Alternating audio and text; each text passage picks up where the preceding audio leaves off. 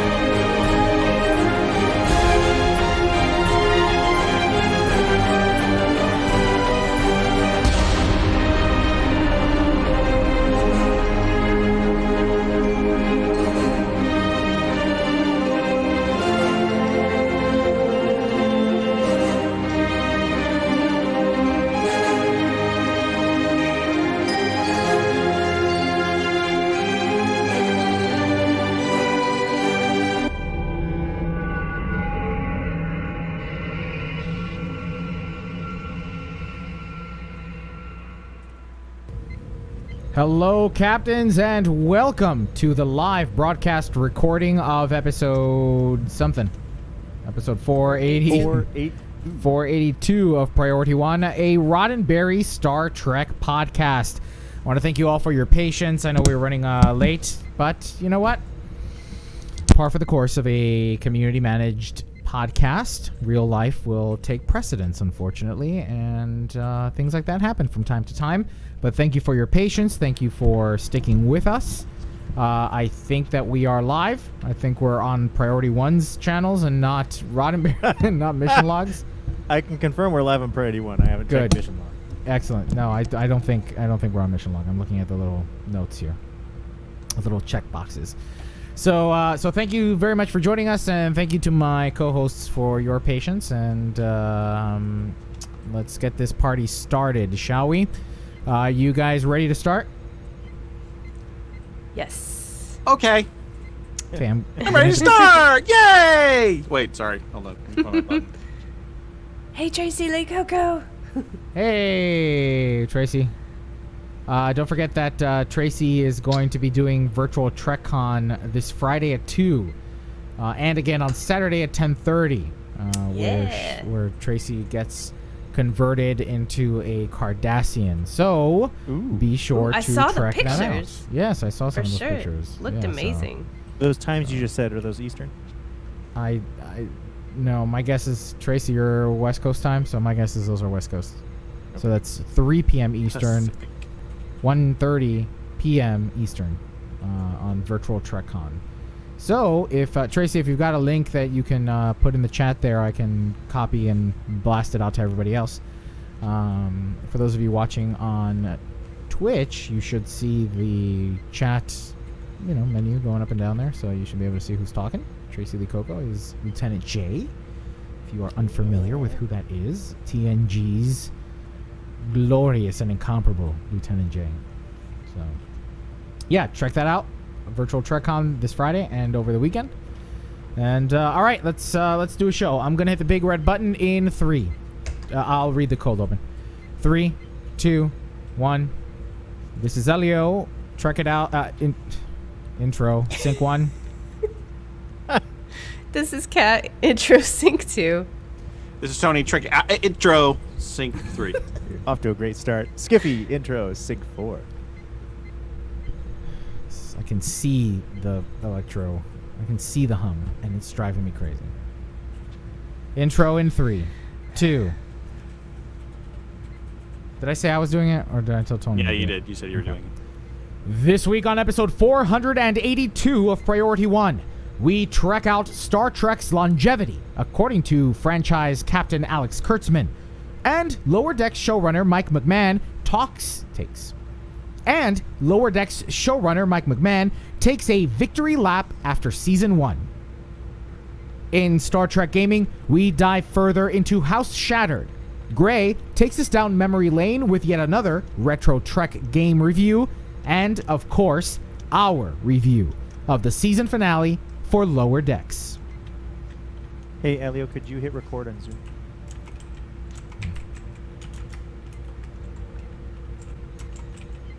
Thank you. I'm making you a co-host if you can do a backup, please. I can. Hello, Captains. You're listening to episode 482 of Priority 1, a Roddenberry Star Trek podcast. Your weekly recap and review of all the major news happening in the Star Trek multiverse. This episode was recorded live on Tuesday, October 13th, 2020, and available for download or streaming on Friday, October 16th at PriorityOnePodcast.com. I'm Elio. I'm Kat. I'm Tony. And returning in the audio booth but not doing any work is Skiffy. That's right. It's like a day off. It's pretty great. Welcome back, freeloader. So glad you decided to just show up. Thanks glad. for hanging out, Skippy. I didn't tell anybody about it. I literally just showed up at the recording time. That's great. You're You the just best show up at kind my of, doorstep, expect me to cater to you, Like a cook you bad a penny. meal. Yeah. I could Well- not miss this episode because we're covering the finale of Lower Decks. You know what? I'm glad you feel. I'm just gonna move on now. Tony, go ahead. Save it for the show. I'm going to move on now. Captains, each week between episodes, we love to engage in conversations with you, our listeners, on places like Facebook, Twitter, and Instagram. So if you aren't already following us on any of those, be sure to look us up. He did get you that, and I should be more. You're right. I should be a little more patient with Mr. Skifter. He does quite a bit. You're right. Thank you for I'm reminding glad me. somebody's there looking out for me.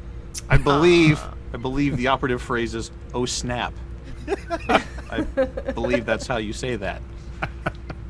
Where was I? Oh yes, sorry. I was reading my copy. So if you aren't already following us on any of those, be sure to look us up. There we post things like community questions, special announcements, and more. Just search for Priority One Podcast on your favorite social media app and you'll find us. Or email us. You can reach us at incoming@PriorityOnePodcast.com. Captains, engaging with you is part of the reason, actually, a big chunk of the reason for why we do this. This is indeed a community-driven podcast. Like community theater, all of us on this team, myself included, are volunteers. We donate our time and our talents to the production of this show. From myself to Tony to our audio editors, who are all talented individuals. They find value and are passionate about the production that they are passionate and find value in the content that we produce each and every week. And like you, and like some of our listeners, also find... Okay, hold on. Where do I want to go with that? Joining them are listeners who also find value in the content that we produce every Friday. Those listeners join us on Patreon, where they offer a financial contribution every month to make sure that we can continue to produce the quality content you've come to expect each and every week. And this week, we have a brand new patron who has locked themselves into a whole year's worth of support. So thank you so very much, Roger K., for being a part of our Priority One Patreon family. Thank you so very much. Roger. Thanks, Roger. Oh, is it me? Is it me? Is it you? I think it's me. It's you.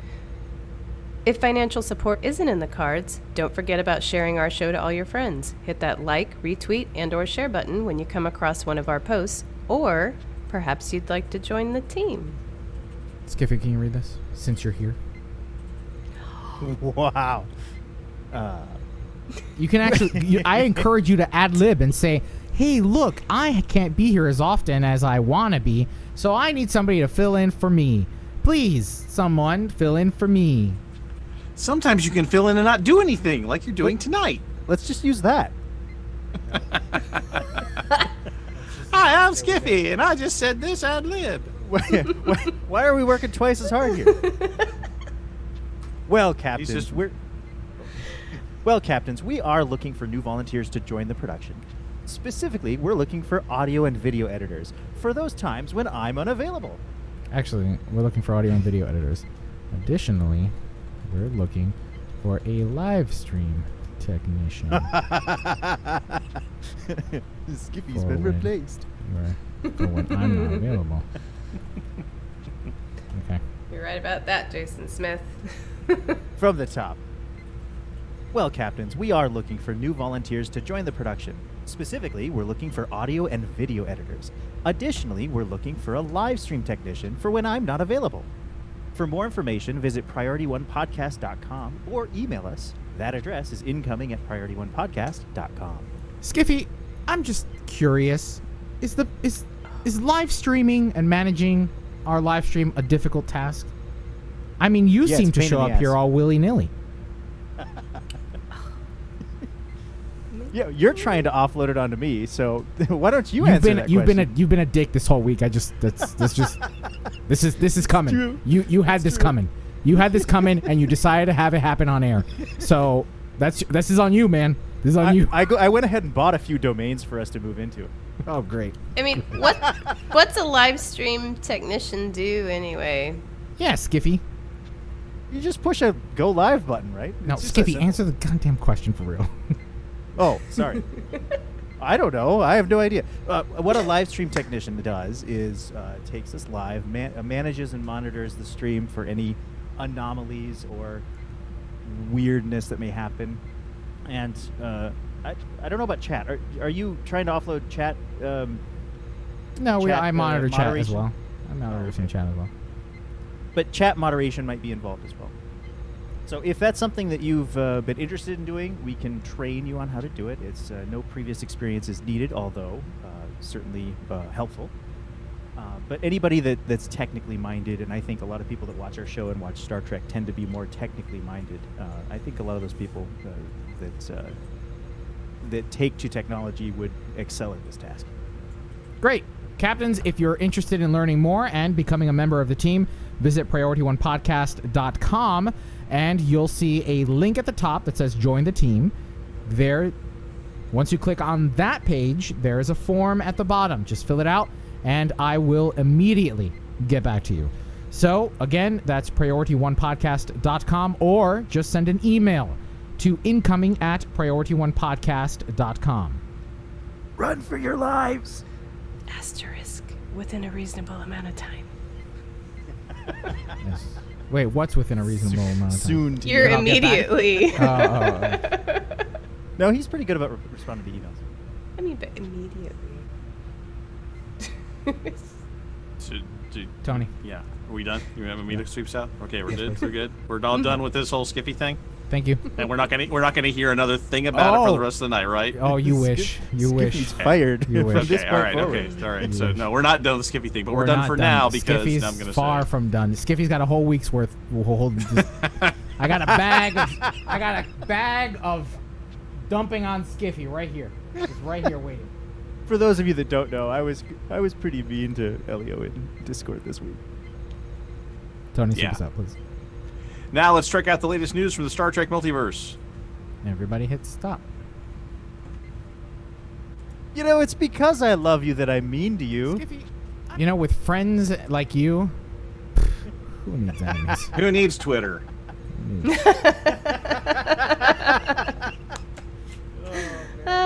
Good That's times. great.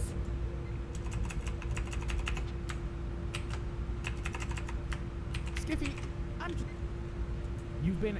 I told you I could assemble this week to help make up for it, right?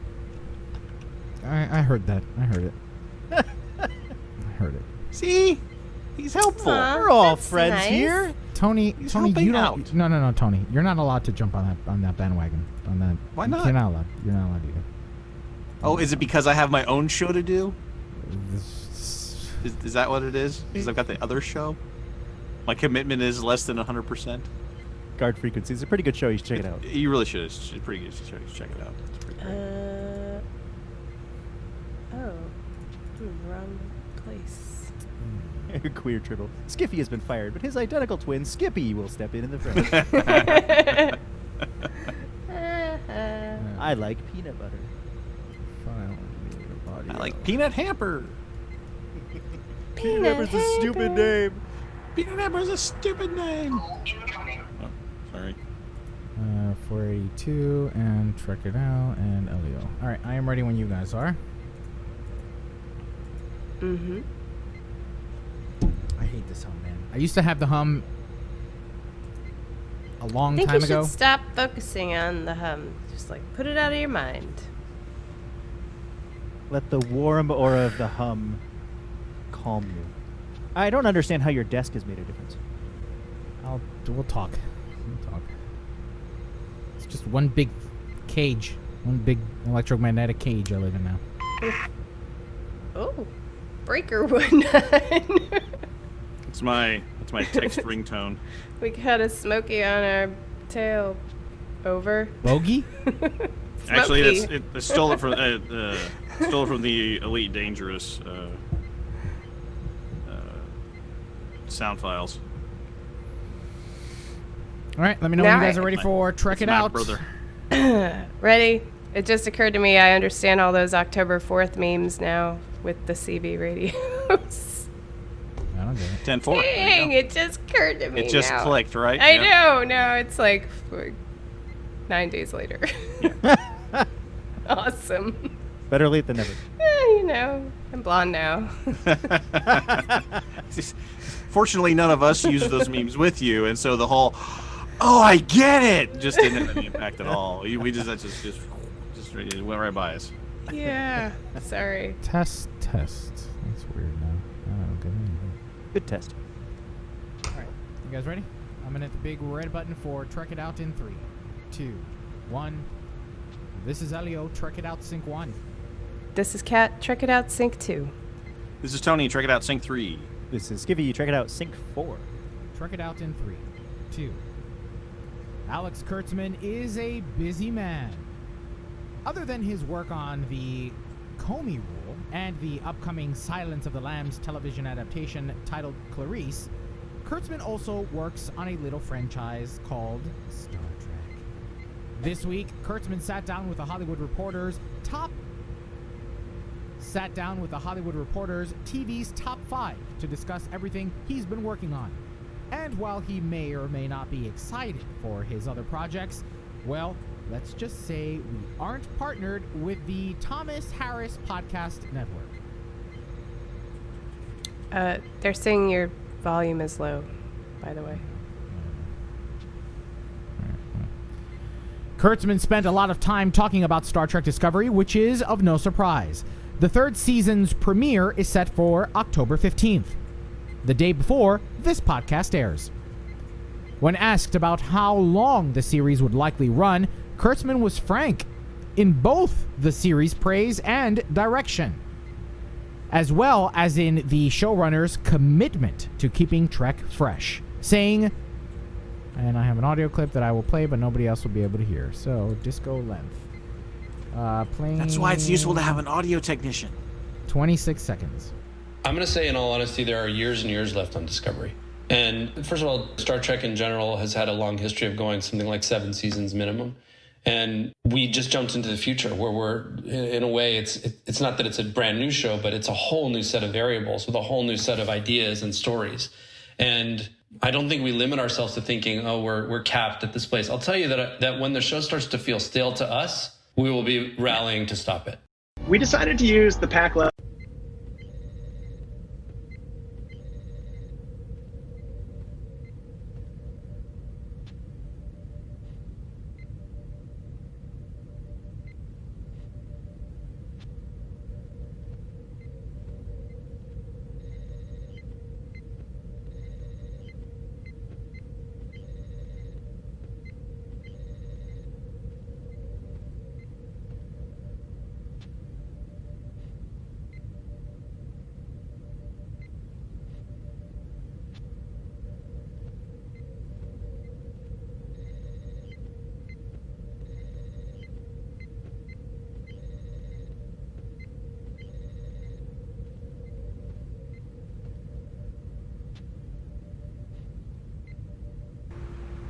Ah, I forgot to hit the microphone button.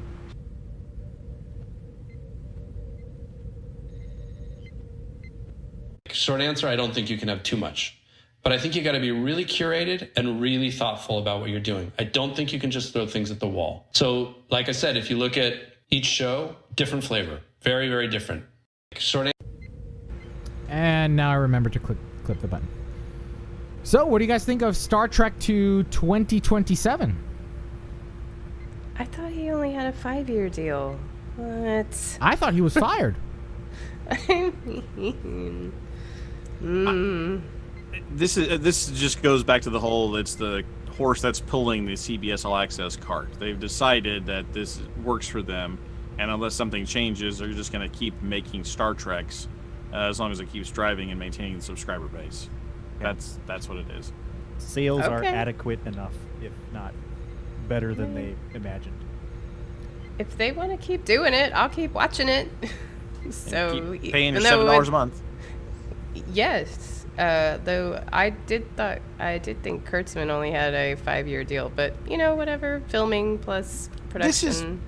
This is a complex negotiation strategy known as assuming the yes. You may have run into this in your various professional lives, my co-host. Yes. Oh, we still need to discuss that. Oh, it's not just assumed. Oh, I'm sorry. Yeah, we'll go ahead and just. I apologize. I overstepped my bounds there. Yeah. Well, that leads us to our first community question this week. Do you believe the Star Trek franchise is diverse enough to avoid franchise fatigue? Especially if we're looking at another 7 years of content? Especially if we're looking at another 7 years of small screen content? Let us know in the comments section for this episode at PriorityOnePodcast.com or by replying to our community question post on our social media channels like Facebook, Twitter, and Instagram. Last week in episode 481 of Priority One, we talked about the New York Comic-Con Star Trek happenings. But if you'll remember, we skipped coverage of the Lower Decks panel because it was spoiler heavy. You've had a week to catch up, but if you still haven't watched the season finale of Lower Decks, and why haven't you yet, skip ahead to Star Trek Gaming because, spoiler alert. During the Comic-Con panel, showrunner Mike McMahon and the cast of Lower Decks talked about what happened in Season 1 and where their characters were heading for Season 2. Sans, sadly, Fred Tatasciore.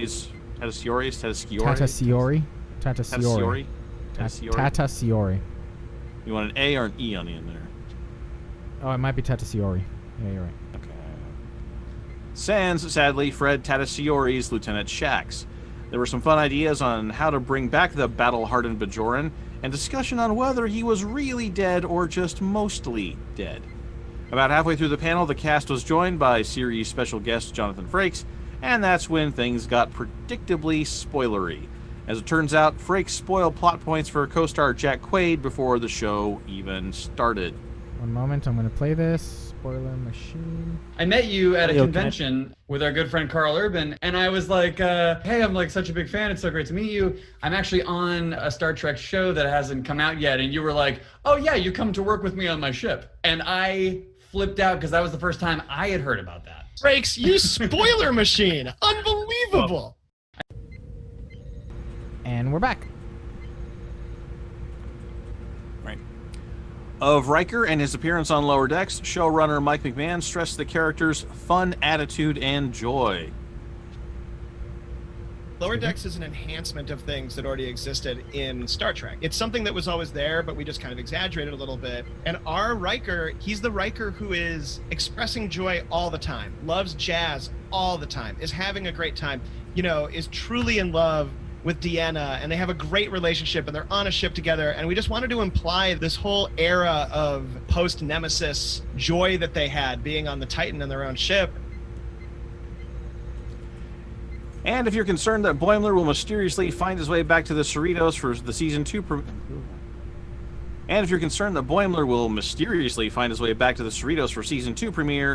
dang it. And if you're concerned that Boimler will mysteriously find his way back to the Cerritos for the season 2 premiere, oh, fear not, he'll still be on the Titan. Boimler's on the Titan. We don't undo that. We start the season. Boimler is on the Titan, and you'll be seeing. Jonathan, we're working together, man. You'll be seeing Riker again at the beginning of next season for sure.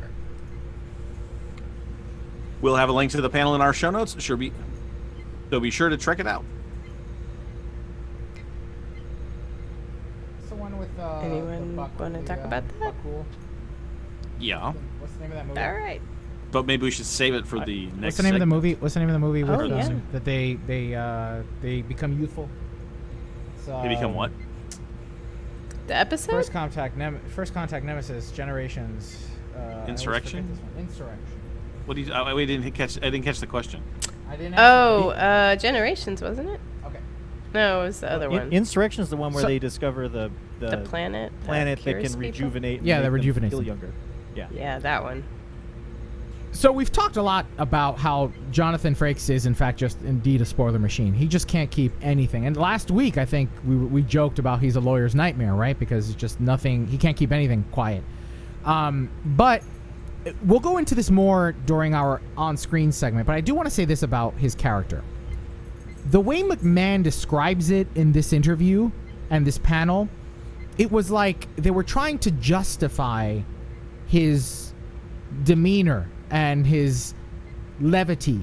But what we saw in that episode was not unlike what we saw in First Contact when he's in the bar with Deanna, or in Insurrection as he's feeling the youthful regenerative properties of the planet, and the two of them are being so romantic and loving with one another. What I saw in Lower Decks was Riker. Yeah, it didn't. We'll save it for the segment, but very, very infrequently was I ever taken out of the story with Lower Decks. And Riker showing up and being that way, nope, that's smooth. It was smooth. Not a bump. My take on that is he was allowed to stretch his legs even more as a captain. Like, it's a little different when you're a commander and you're still answering to somebody, right? Yes. Oh, that's a good point. Yeah, he was very exuberant, but I didn't think it was out of character. Right. And again, we talked a little bit about this last week, how there's a very thin line between who Riker is and who Jonathan Frakes is. Right? They've now kind of become the same. So, yeah, I loved it. I don't think that McMahon needs to defend his portrayal of Riker in Lower Decks at all. This week, Mike McMahon took a Season 1 victory lap of sorts, hitting YouTube, Variety, and Inverse to discuss what happened on and off screen during Lower Decks' first season. On YouTube, McMahon explained his thoughts behind using the Packlet as the finale's big bads, quote, We decided to use the Packleds as our big bads in the finale of this season of Lower Decks because everything on Lower Decks is really a celebration of Star Trek. And my favorite parts of it are when we are referencing and reflecting on things that have kind of already happened in Star Trek. Now, it was really important to us that we didn't do anything that had any kind of earth-shattering canon repercussions. So an area we really like to play with is going back to aliens and locations from standalone episodes of Star Trek and doing sort of a where are they now?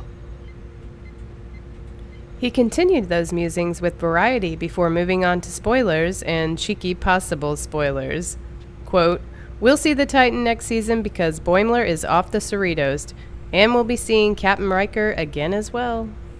Boimler has been talking about moving on to bigger and better things all first season, and now we're going to see what happens when he gets what he wants, end quote.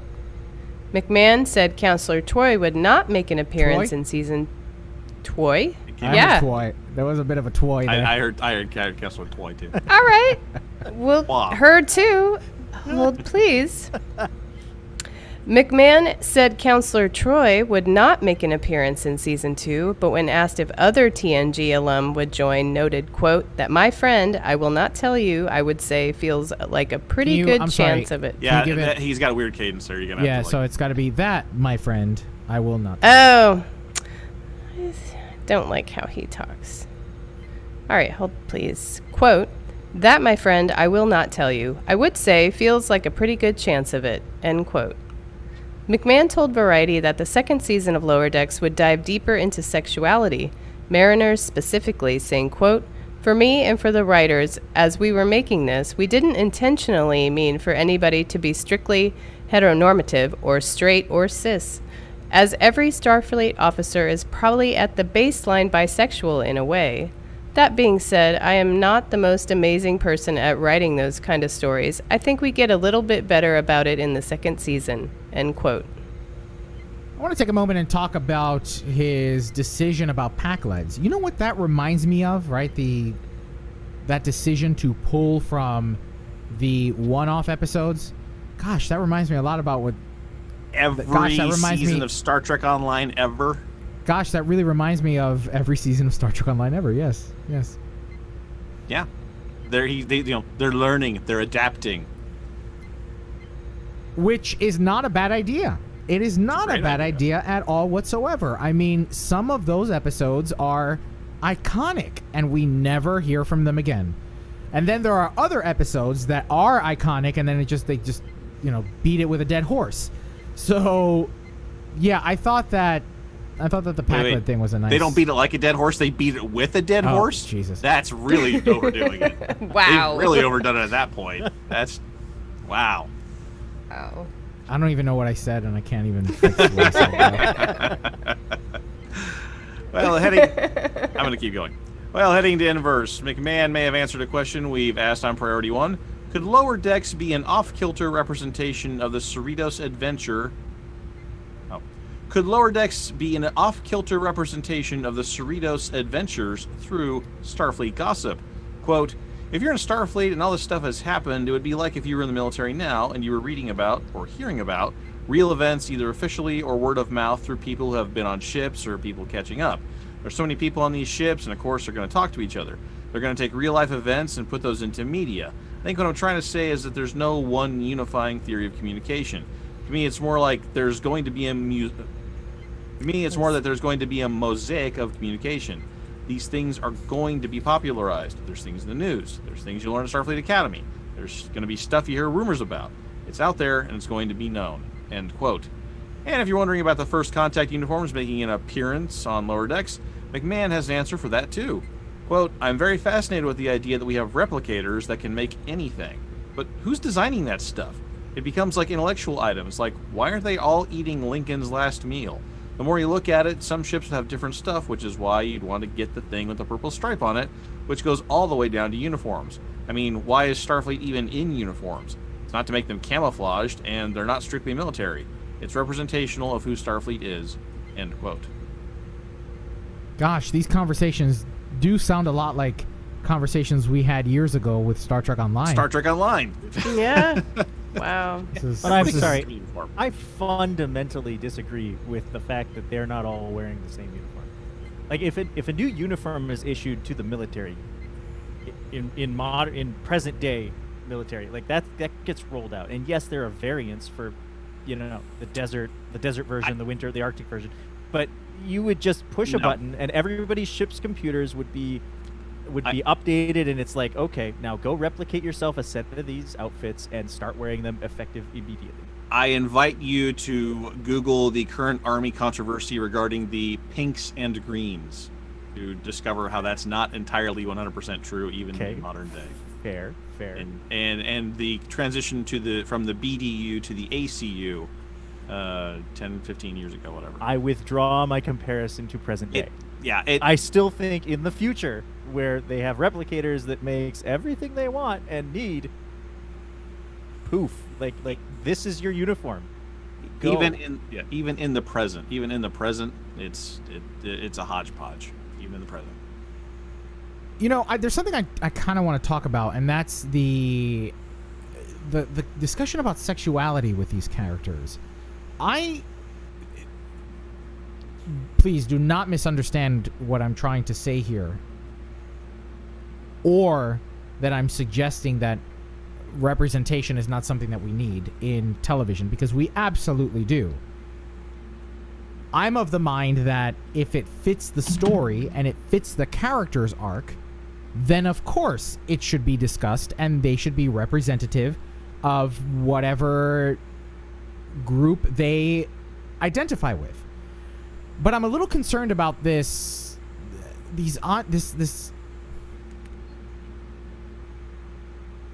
fear that writers and producers seem to have about it, right? Write characters.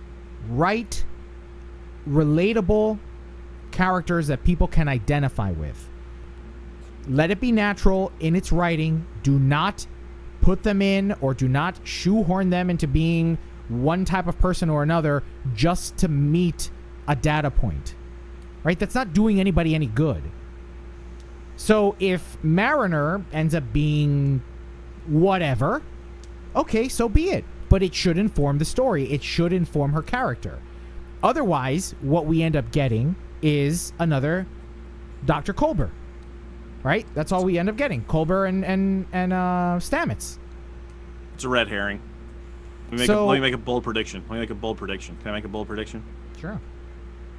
At the very last piece, spoiler alert again. The very last, one of the very last scenes on the Titan, there's a picture, like a little commemorative plate of Ransom in Boimler's quarters, like off to the side. I only saw that on the fourth time I watched that. Yeah. Okay, so I'm like, I didn't see that. My bold prediction: Derulio love triangle between Mariner, Boimler, and Ransom. That's my bold prediction. Maybe. Boimler, no way. Yep. Well, why else would he have a picture of Ransom in his quarters? He's got the hots. Yeah. And they were in the quarter when he was lifting all the weight. Quarters and lifting all the weights. All right, maybe. That might be plausible. Heard it here first.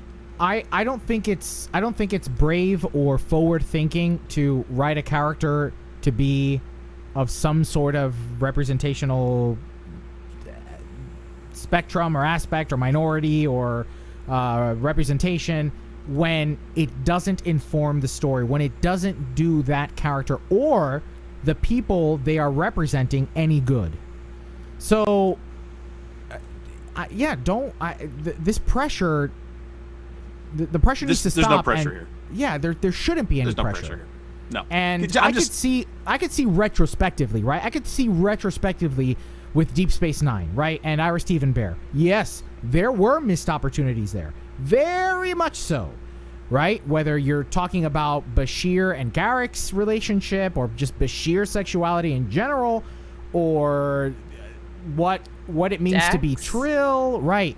Yeah. All of these things were missed opportunities in Deep Space Nine. Absolutely.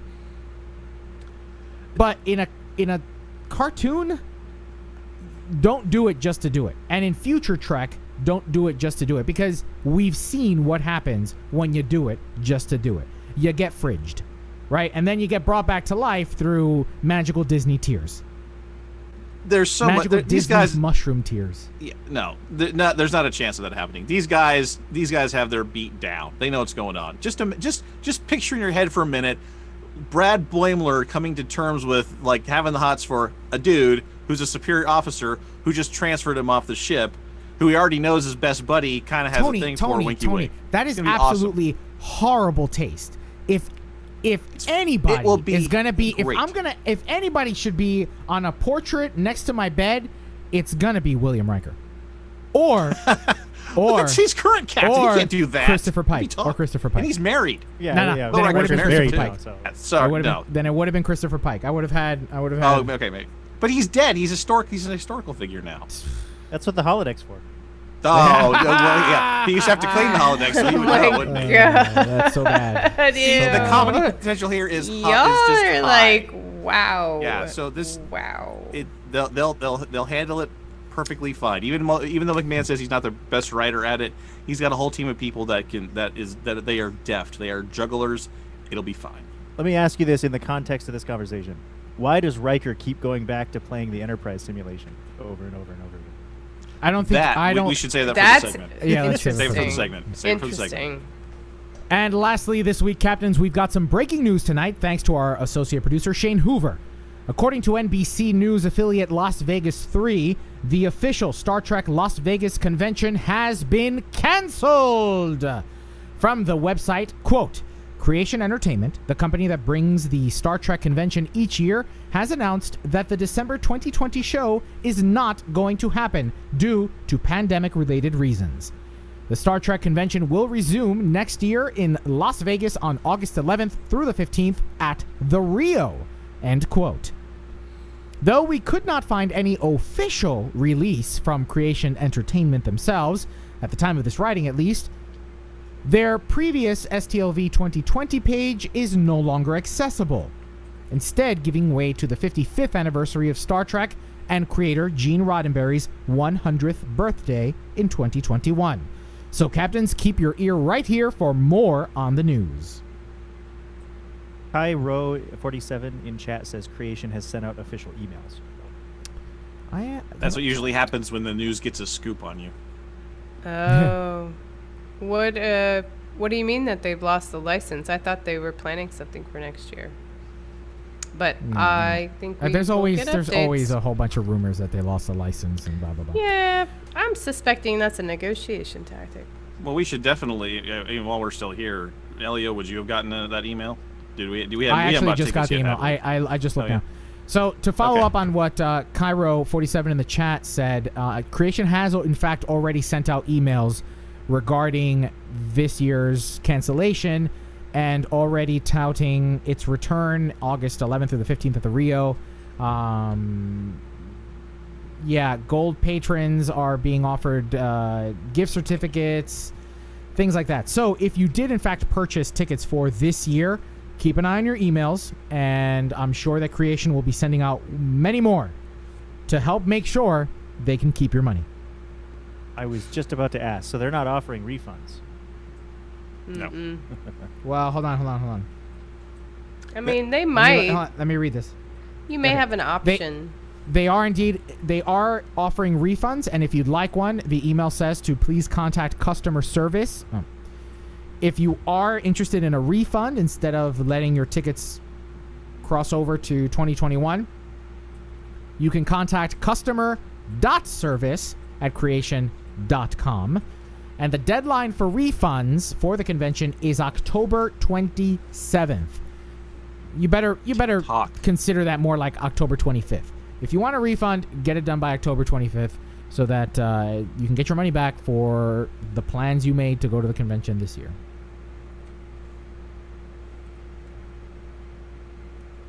Well, captains, that's all the news we have to check out this week. Now let's find out what happened in the world of Star Trek gaming. Okay, everybody hit stop. Well, that's all the news we have. That's it? I mean... Yeah, only 25 minutes worth. Could have been better.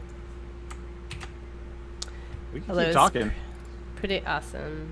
No thanks. We could keep discussing what shenanigans we want them to get up with Ransom and the love triangle with Mariner and Boimler. Telling you that's what they're doing. I mean, they do have to have a storyline for next year, and if Mariner doesn't have Boimler to hang out with, what's she gonna do? He's gonna get demoted, that's a good question. Or that one guy that they got, Who, Fletcher? The fourth shift guy? What? The guy? Did he get sent to the Titan?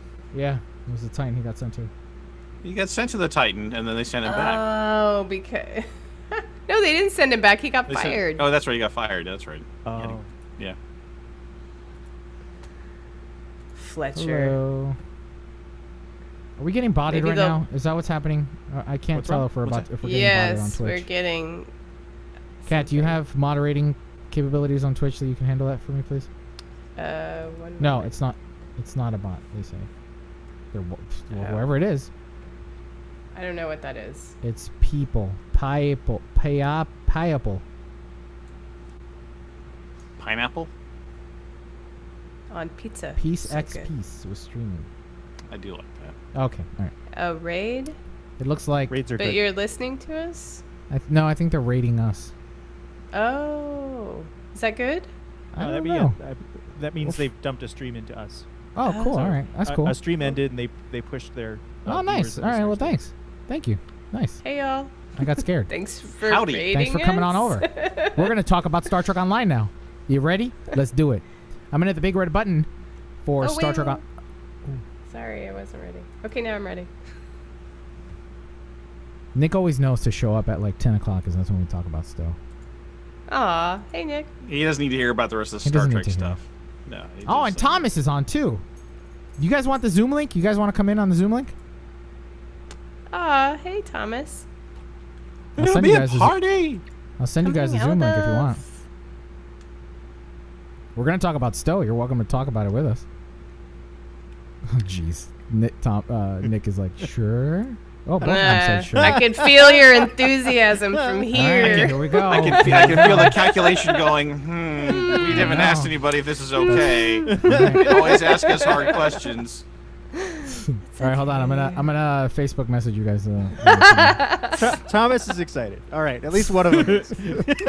We could talk about your cat, Thomas, because she's really sweet and cute. I see your posts on Twitter.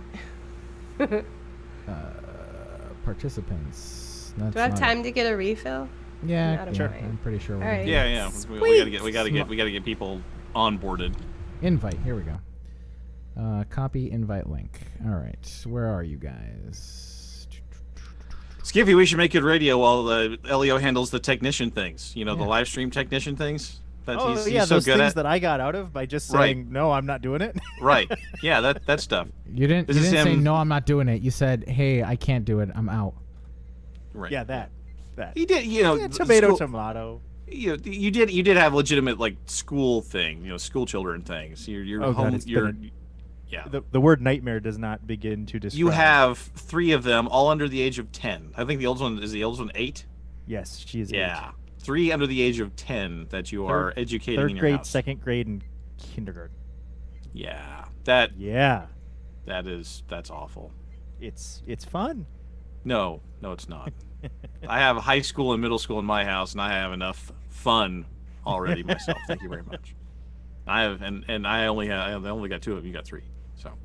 All right. We Yeah, got not Thomas fun. coming on. He got the link. Nick, check your. Hey, there he There is. we go. Hey, welcome. Hello. We're live. We're live. You're We're doing live. it live. Oh, there's Nick. All right, cool. Haha. And here I was worried that I couldn't get anybody on. I thought it was so funny that you guys were like, "Are we being botted?" And like Nick and I were telling the other STO streamer to come watch you guys, to raid you guys, and we were just like, "No, they're gonna be so mean." You know, we saw what happened to the Solvang. We saw what happened to the Solvang. We are not. That's not going to happen to us. All right. The other guy went to warp. We're not doing that. We're new to this whole streaming thing. Right. We've only been doing it for 8 years. That's I love awesome. it. That's Are hilarious. we're being rated? Is that good? I don't know. Because all of a sudden I saw all the You guys little figured it out. icons, and I was like, oh no, we're getting botted again. Because don't you remember a few weeks ago we Well, got because botted? yeah, we have been, and it was horrible. And Well, thank you. Thank you but for. hey, y'all. Well, we do want to shout out to Peace by Peace. I think that's Yeah. how you pronounce their name. It was fun watching them stream. I have been really enjoying your streams, so thank you for that. So we I, won't ban you. Thank you for Yeah, coming so we'll not ban over. No, not ban her. Thank Get you. rid of her. Thank you. We start with She's a small bot. favors. We start with the Clearly a small favors robot. and work our way up. Yeah. So I'm thinking, speaking about live streams, I've been I'm toying with the idea of doing a like a playthrough for myself. I've never played through a Klingon character from start to finish. I've only done like the Do tutorial. it. whenever Now is the something- time. We just So- redid the whole starting. Yeah, that's thing. what I keep hearing. Or later so I- might be the time. Oh, Later might be the time. later might be the time. Oh, later might be the time. All right, duly noted. Duly noted. Well, Not too I much I later, started. TM. but I not started- necessarily right now.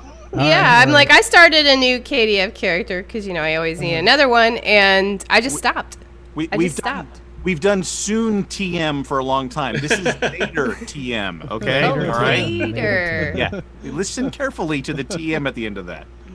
All right, so do you guys want to join us for all of Star Trek Online news? What do you want to just stop by, say Yeah, hi? sure. Well, tell me. Whatever. All right, cool. All right, well, thankfully Zoom will automatically actually, just in case, I'm going to stop the recording. I'm gonna do the same. And I'm going to restart the recording. And then Zoom is weird, so let's just go and say our names in order. I see Skiffy, myself, Tony, Kat, Thomas, Nick. Hopefully you guys see the same thing. Zoom is weird where Ish. it doesn't start recording until somebody says something, which is stupid. All right, I'm going to I record. All right, this is Elio. We are not doing Audacity then? That's Oh, we just are what I doing was gonna Audacity ask. too. Oh, we are. All Oh, right. okay. So you want to count us in then, probably? I'll do that later. Oh, Nick, doing me say your first. name, Nick. My name Nick. All right, say your name, Thomas. My name Thomas. Say your name, Kat. This is Kat, Sync 2. Awesome. Say your name, Skiffy. This is Skiffy. I haven't hit record an edition yet. That's fine. I get it. I understand. Tony, say your name. Your name. Great. Thanks. All right. Now for the hosts that are regularly on the show. We're gonna hit the big red button in 3, 2, 1. This is Elios. Actually, no bother syncing. Everybody hit the red button. There's no need to sync. This is just backup. Are you glad you invited us on? I am very much so. We still need to sync for audition. No, we don't. Now, if we all hit the whole record, point. if we all hit record at the same time, Skiffy, we'll be fine. Skiffy, sync 4. Fuck it, we're doing it live. Fuck it, we're doing it live. We're doing it live. This is the symphony of organization that really underpins our entire production. And, emotional. It's really great. This is preparation is the cornerstone of this. I don't get it. organization. If we don't do it now, why are we not doing it all the time? Just Skiffy, don't start now. Just roll with it, man. All right, here we go. Man. We're gonna do Stone News. We're gonna do Stone News. All right, I'm Stone News, and who's doing the first news? I don't know. You could mark who's doing the first one. Kat, why don't you take it? I'll do it, but I swept out the last bit. Oh, you did. That's right. Tony, you take it. Okay, I'm gonna take it. Here we go. All right, gaming in 3, 2, 1. Newer captains may find it hard to believe, and older captains hard to accept, but Cryptic Studios opened its doors before the NX-01 first left space dock. This year, Cryptic celebrates its 20th anniversary, and last week, tech business magazine VentureBeat published an interview with Cryptic CEO Stephen D'Angelo. In the interview, D'Angelo shows off his toy cabinet. He has a Galaxy X model, not that we're jealous or anything, and speaks about 13 years with a game company driven by outside IP, saying specifically of Star Trek Online, quote, Star Trek is a universe more than a storytelling style. We've tried to, like I said, give people an experience in that universe that captures the look, the feel, and the stories, but going for the diversity the universe offers, end quote. D'Angelo also talked about being STO's executive producer when it went free-to-play, the changing nature of the game's player base, and the company history in the MMO space as a whole. Link to the full interview is in our show notes. So, our special guests this episode, who joined us because we're watching a live stream, we're so grateful to have with us Thomas Maroney and Nick Duguid. Thank you both for joining us on this episode of Priority One Podcast. We're thrilled to have you. It's been far too long, so thanks for hopping on. Yeah, it's great to be back in Priority One. You know, it's 20 years of Cryptic. It'll be, in November, it'll be 10 years that I've been on the team. Nick just got his 15-year coin for working at Cryptic. So, and it'll be 8 on, in January, it'll be 9 years since I started on STO. Wow. Yeah, it's pretty incredible. You guys. You know, let's take a moment here and talk about that longevity, right? 20 years for Cryptic Studios. And then D'Angelo, you know, having stepped in during its conversion to free-to-play, what has life for you been like for the last 10 and then 15 years at Cryptic? I mean, obviously, they're doing something right? They keep their employees happy enough to be able to stay and want to continue to produce, right? Why do you take that, Nick? Yeah. I mean, the industry churns no matter what. So there are people that come and go at Cryptic just like there are everywhere else. There are, however, a fair few of us that have been around for a long time, and there's probably about 10 people that are still at Cryptic longer than I have been. And, you know, for my part, I can't speak to anybody else. For me, I like what I do, I like who I work with, and somehow they still pay me enough to live in the Bay Area. And those are the three things that I go through whenever I, you know, have considered looking elsewhere or whatever. And, you know, I could go someplace and maybe make more money or, you know, work on a different project or whatever. But, you know, I'm happy doing this. I like working on Star Trek. I like working with Thomas. I like being in what has been my home for so long. So yeah, we have been it's been a good company. They do a lot to make sure that we, you know, stay afloat. We don't necessarily have all of the luxuries that some companies have, but I would rather have a consistent paycheck than, you know, a fancy Right. break room with No Lamborghinis or Yeah, hot exactly. tubs full of cocaine. Don't tell them about the hot tub full of cocaine. That's Hold right. on just a second. I've seen that break room, and there is a wall of games in that break Sure. room. So I think you're in heaven to some respects. No, it's not saying that it's terrible. I'm just Yeah. saying, but most of those games I think have all been bought by Cryptic employees and brought in to play amongst ourselves. It's not the company, you know, making an entire huge, you know, place. It's great that we have that. I'm very glad for it, but I'm saying that there are other companies where they, you know, might have a swimming pool and a fitness center and a whatever Filled else. with cocaine, right? Yeah. And I'm, you know, I would certainly not take advantage of those things. So I'm glad that we don't have them. No, that's There are a digging lot myself of, in a hole. I don't know what to say. there are a lot of tech companies that definitely go to lengths to be extravagant and Yeah. sort of burn through cash incredibly quickly. Spend irresponsibly, and that's not how Cryptic has lasted for so long. You know, we've been lucky to have a CEO like D'Angelo for, I don't remember, I guess he's been with Cryptic for 13 years. He's been Yeah, it's- CEO for the last 5 or 6. And don't forget, he was the EP of Stowe for many He's years. been as EP well. of Stowe for twice. For twice. For twice, 2 times. But he's a very even-keeled guy. He's very, he usually has a plan. He always looks at the data, is very well researched. So, you know, Cryptic, I think, has gotten by in a very volatile industry because everything that we do is very well thought out and measured. And, you know, there have been ups and downs, but generally we know what our business is. We keep refining it, and that's helped us kind of survive in a way that many people haven't. And you attract the sort of people that would choose a wall of games over a swimming pool filled with cocaine. Right. Those are the people Can that we stick dro- around, right? My God, can we drop the cocaine? No. Sometimes you hear a metaphor that just works, and God, you just hit it. just You let just it keep go. eating Let it go. Eat it Drop with a dead cocaine right horse. now. So let me. I want to ask this. You both have been there for over a decade now.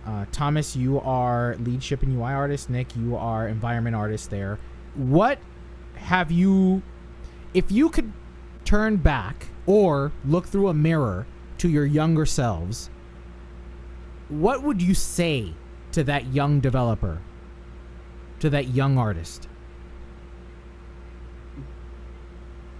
I guess it depends There's no on the cocaine.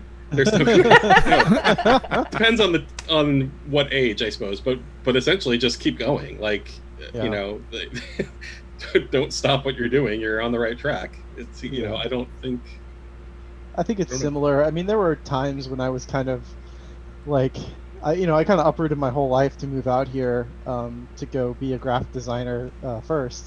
You know, working in the marketing websites for Atari back when we were still owned by Atari, and then eventually I got pulled over to do UI, and then I did UI for 4 or 5 years. And you know, there were times I think when I got discouraged, when I had imposter syndrome, when I was just like, you know, was this the right choice? I mean, it is expensive out here. It is.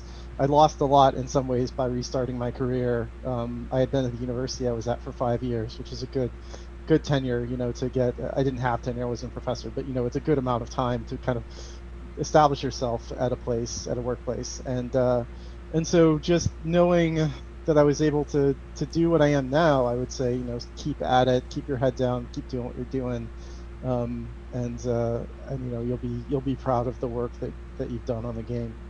Awesome. Well, thank you both for sharing those memories and sharing those that retrospect with us. Thank you so very much. sorry for short notice interview. No. If you guys want to stick pop in around, pretty much anytime. You're more than welcome. You want to keep on? You want to keep going? Sure. Let's go. All right. So, Kat, why don't you read this next one? Wait, I will. Captains, be advised. The Trek nuggets in this segment may spoil your dinner. Meaning, spoiler alert, proceed with caution. Last week's season finale of Star Trek Lower Decks captivated us with drama, tragedy, callbacks, comedy, you know, all that jazz. While the show taketh away R.I.P. Shax, It might also give us Stowe players something they've wanted for a very long time. On October 9th, the official Star Trek Online Twitter account dropped a screenshot of the in-game Titan and quoted its swinging captain's call to action.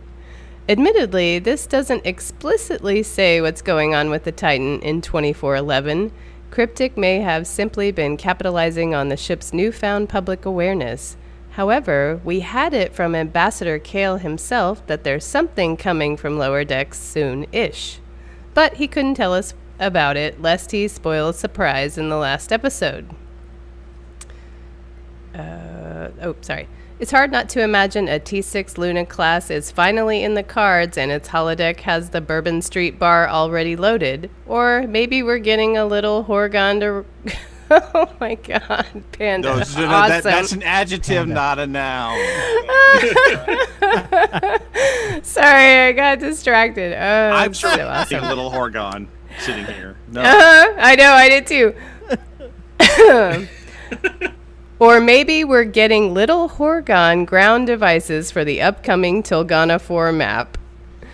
So after doing the interview Yes. with Mike last week, I watched the finale with very keen eyes, right? Because I don't know, man. I don't know that it's going to be the Titan. I don't know that we're going to see the Titan in Stowe, like at least an update. Maybe, maybe not. I mean, we do have two developers from Star Trek Online with us. Can't answer the question. Who can't Yeah, answer the like- question. I know. But I started thinking about all the other stuff that could possibly make it into the game. Like, for instance, Spock's helmet is officially Spock helmet. like let's just get it in. Nick, I don't know, man. Nick, What? We plus- know you have the reference model. We know. You have the reference model. What would that be? Plus 50 perception, plus 50, knockback resistance. What would that be? Plus 50 perception on your enemies spotting you. Right. They can see you from 50 miles away now. It's gonna generates see threat. me here in the rotating red It light. just Yeah. generates threat. That's all it does. That's I just all hope it that we, if we put it in, I hope that we put it in with the actual sonic sound that it made, because it was really obnoxious. It's like, you think it's going to be like siren, like bee boo, bee boo. No, it's like constantly. We should definitely have the Spock helmet in game. It's canon now. It's It has to canon. come in. Canon. I mean, Well, hell, we no, got hold on. assault phasers. Nick, We got everything. Nick, was that seen on screen before? No, Or no, No, never before. All right. that was so the whole it's- point. Is that it was a toy that they Right. made in the 70s that the company just slapped the IP on. It Right. was an existing toy that had nothing to do with Star Trek, and they just slapped some stickers on it and called it good. Right. And now it's a Star Trek helmet, right? Because everybody remembers that from Star Trek. Plus So no, it was 50 never seen on perception. screen until last week. And I want to know what makes it contraband. That's the other challenge. That's the other Right, challenge you yeah, guys why have. couldn't she? Why That's a is that good point. outlawed? That's a Why good is point. that outlawed? That's a really good point. The other thing Work I on thought that. That's the was important we're gonna get universal ships. Like I thought to myself, because the Pack-Leds just take pieces from other ships, we're gonna be able to kit bash everything. Oh God, you're gonna make Thomas cry. That Don't would do be that. so freaking hard. There's no way. So wait, all right, hold on. How that'll ever happen. Thomas, what I need you to do is I need you to take all the ship pieces and put them with all the other ship pieces that they have. Come on, Thomas, Oh, it's this easy. is- You have all the parts already. Just put Right, them we together. have all Yeah, together. it's fine. Super It's easy. fine. Just make Add a some big anchor list. points and you're good. It's just like a have to- spreadsheet or something. Cryptic needs to buy a Vorian and just incorporate that. So I do I want to could take a explain moment. how Hold all on. that works, but that's That- fine. That's actually a really good question to ask. Why can't that happen, Thomas, in the game? Okay, so ships are okay. So in the Taylor, when you go customize your dude, right? Your lady or your non-binary character, you have if you're an alien, you have a certain amount of parts that you can use on your face, right? If you're a human, you can't use all the alien gen parts. If you're a Vulcan, you can have the ears, but you can't use the Klingon forehead or whatever, right? And so the way those filters work, they filter all the parts you can't use per your species. It's called a species, right? So ships are kind of built in the same system. Ships are using the same system on the back end as the people characters, where the Galaxy class is a species. And so the Galaxy class has built into the species, the Galaxy Saucer, the Venture Saucer, the Monarch Saucer, whatever. But it doesn't have access to all of the other parts because those parts weren't tagged for the Galaxy species.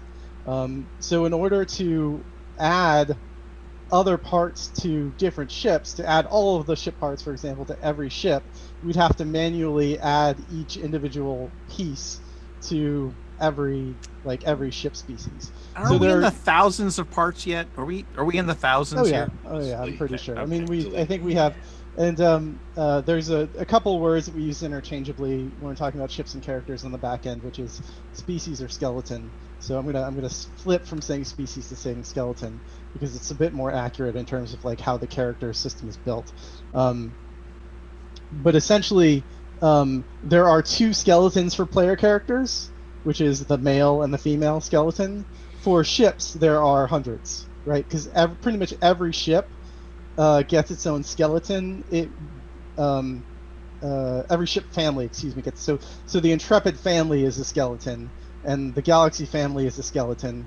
And then you have things like the Miradorn Raider, which is a one-off. It's still its own skeleton, but only the Miradorn Raider parts are on that skeleton. So to be able to combine all these parts together, you would just have to add all that stuff to every ship skeleton in the game, or create one mega skeleton that would look ridiculous and terrible. Have you tried it? Have you tried to do a mega skeleton or something? One mega skeleton, when no one's looking. Packlet ship. Might I point out. Late at night when everyone's gone home and it's just you and your computer at 2 o'clock in the morning, you're like, Frankenstein's in the lab, boys and girls. the Voltron of ship design. It's just out of frame, but there's a giant switch on the wall to the right there. Right. No, I mean, Nick did that with the Thunder Cougar Falcon Bird. It's true.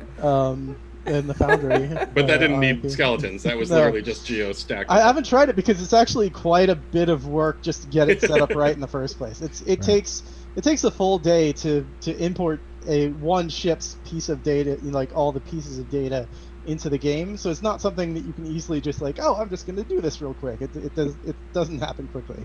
There's a lot of manual labor that goes into setting ships up in stow. Unfortunately, so it's not something you can just experiment with. So Teacher guy is asking, wouldn't this massively increase load time if every ship was that customizable? I would guess yes. I mean, I don't know. No. If it's all the parts that we already have, like you still have to load all those parts normally. Yeah. It's not like you would have all of those parts loaded all the time. Right. Every player costume in the game is loaded when you load the client. Yeah. But the skeletons would be more expensive, I guess, if you had that many bones or whatever to it. Right, yeah, you need to add a bunch of bones that aren't necessarily on every ship. It's called a skeleton because it's made up of bones, and so like on the Galaxy, the saucer's a bone, right? And then not just the saucer, but like the windows are a separate bone from the main saucer hull, and that's because you can swap out the windows. And it's called all of this because it's based on the character system, and so all of those things could be flapping and doing things if we put animations on them. Right. I'm thinking, have you seen those pictures? Those artists actually, Nick, I'm pretty sure you're the one who posted this on Facebook. Those artist renditions of what humans would look like with animal skeletal structures. With other skeletons, yeah. And so now all I'm thinking about now is the skeleton of a starship, just randomly. Anyway, I digress.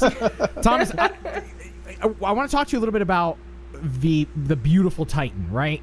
So without confirming, that Cryptic might have something on the pike for a tier 6, blah blah blah. Purely hypothetical. Let's just talk about the history of the Titan for a moment. Sure. Well, before we get into that, I mean, I will say if you look at that screenshot that the STO thing tweeted, and then you take a screenshot of the Titan in the game, you can draw your own conclusions about what that means. Okay. Duly noted. So it's worth some further examination. So let's talk about the history of the Titan a little bit. This was a model created specifically for a novel, correct? Mm-hmm. Yeah, it was. There was a fan contest. Actually, the fan contest for the Titan inspired the Design the Enterprise F contest for STO, because the Titan one went well. CBS said, "Hey, that went well. We got a cool ship out of it. Why don't Cryptic, for designing the Enterprise F? Why don't you go back to the fans again, and try that?" And then we've never done it ever again. And then we've never done it since. But yeah. So Sean Toranjo, I believe that's how you pronounce his name, was the winner of that design. And it was a big to-do, right? Because it was after Nemesis. I think everybody knew there wasn't going to be new Star Trek on TV for a long time at that point. So the Titan novels were sort of like, this is what Star Trek is going to be for a while. I mean, aside from STO, of course. That was before STO, actually. All that I think that happened in 2008 or something. Anyway, so the ship was, I think the first novel happened. They had the design contest, and I think of the second or third novel is when they revealed the way the Titan looked. And I think it had it was on the cover. They had a cool graphical flyout with like plan views of it and everything. And I remember going through looking at the other entries, and I felt like Sean's was the best. It had a really cool modern Starfleet take on it. And then it's just sort of languished in beta canon for the last, 12 years or however long it was. It's been a long time. Yeah, getting from there to here. And we do. There is there is in fact a Luna class in Star Trek Online, so you could in theory play a Titan in Star Trek Online. Yeah, and we got that. I think we got permission from CBS to use it. I mean, that was before it was a launch ship. It was I think it was the first T5 science vessel that you could get. I feel like a lot of the ship designs kind of came off of that too, or were very similar. The early ship designs, I mean, were similar to that. Yeah, but we haven't touched the model since then. It's we've just kind of been there, lost in the cacophony of T6 Oberth, T6 Nova, T6 Constitution, Nova, T7 Constitution. Right. Ow. the new request, yes. All right. So, what else could we possibly see in Star Trek Online from that finale? Advisory Panda put in a Badgie Boff. He says that he suggests that it immediately makes your ship He says that it immediately makes your ship self-destruct. But I would argue you send Badgie over to the other ship. It's like a boarding party kind of thing. You send Badgie over to the other ship, and then he just pops up in an animation above the ship going, "Ha ha! I'm gonna blow you up!" Like, that's a cool idea. Like a Badgie Matrix. Badgie's Iron Matrix. I personally want to see the adventures of Peanut Hamper out in the universe someplace. Oh my god, no. You know what you need to do? It's like a mini Voyager, right? She's trying to get to someplace home and to get stuck. I hope that she comes back kind of like Lore did, right? Because they left Lore floating in space. And he got picked up by a Pac-led transport. And then came back to menace the Enterprise. And so I hope we see the revenge of Peanut Hamper. Captaining a Pac-led ship next season. And she wasn't cast out. She left on her own accord. You guys need to please do this. Just somewhere on the map in sector space, just have her floating, and then it's just like an Easter egg hunt. Where's Peanut Hamper? Peanut Hamper. Well, they did that with the Sally Ride, right? Yeah. Sally Ride is around. And I will say that I may have put in a Lower Decks Easter egg in space someplace already. It is not Peanut Hamper. It is something from an earlier episode. But you should explore. I'm like, oh my god, logging in right now.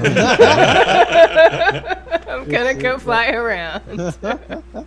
All right, let's go on to the next story, Synthwave. Hopefully, you've had a chance to play House Shattered's new TFO Synthwave since it was released last week. And if you have... Did I lose everybody? Everybody got real quiet. No, Cat muted her mic. Oh, it's me because I have all the noise.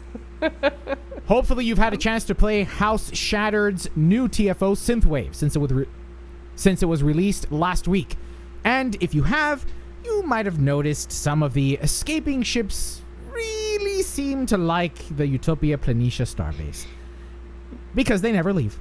On October 9th, the official Star Trek Online Twitter account also confirmed that ships were in fact getting stuck within the starbase, which means they could never leave and the TFO could never end. Cryptic says it'll fix the issue with the October 13th patch. Did I say that weird? October 13th? No, I got it. Said October 13th? Yeah. That's just my animation, Nick. That's not me saying something wrong. Gosh.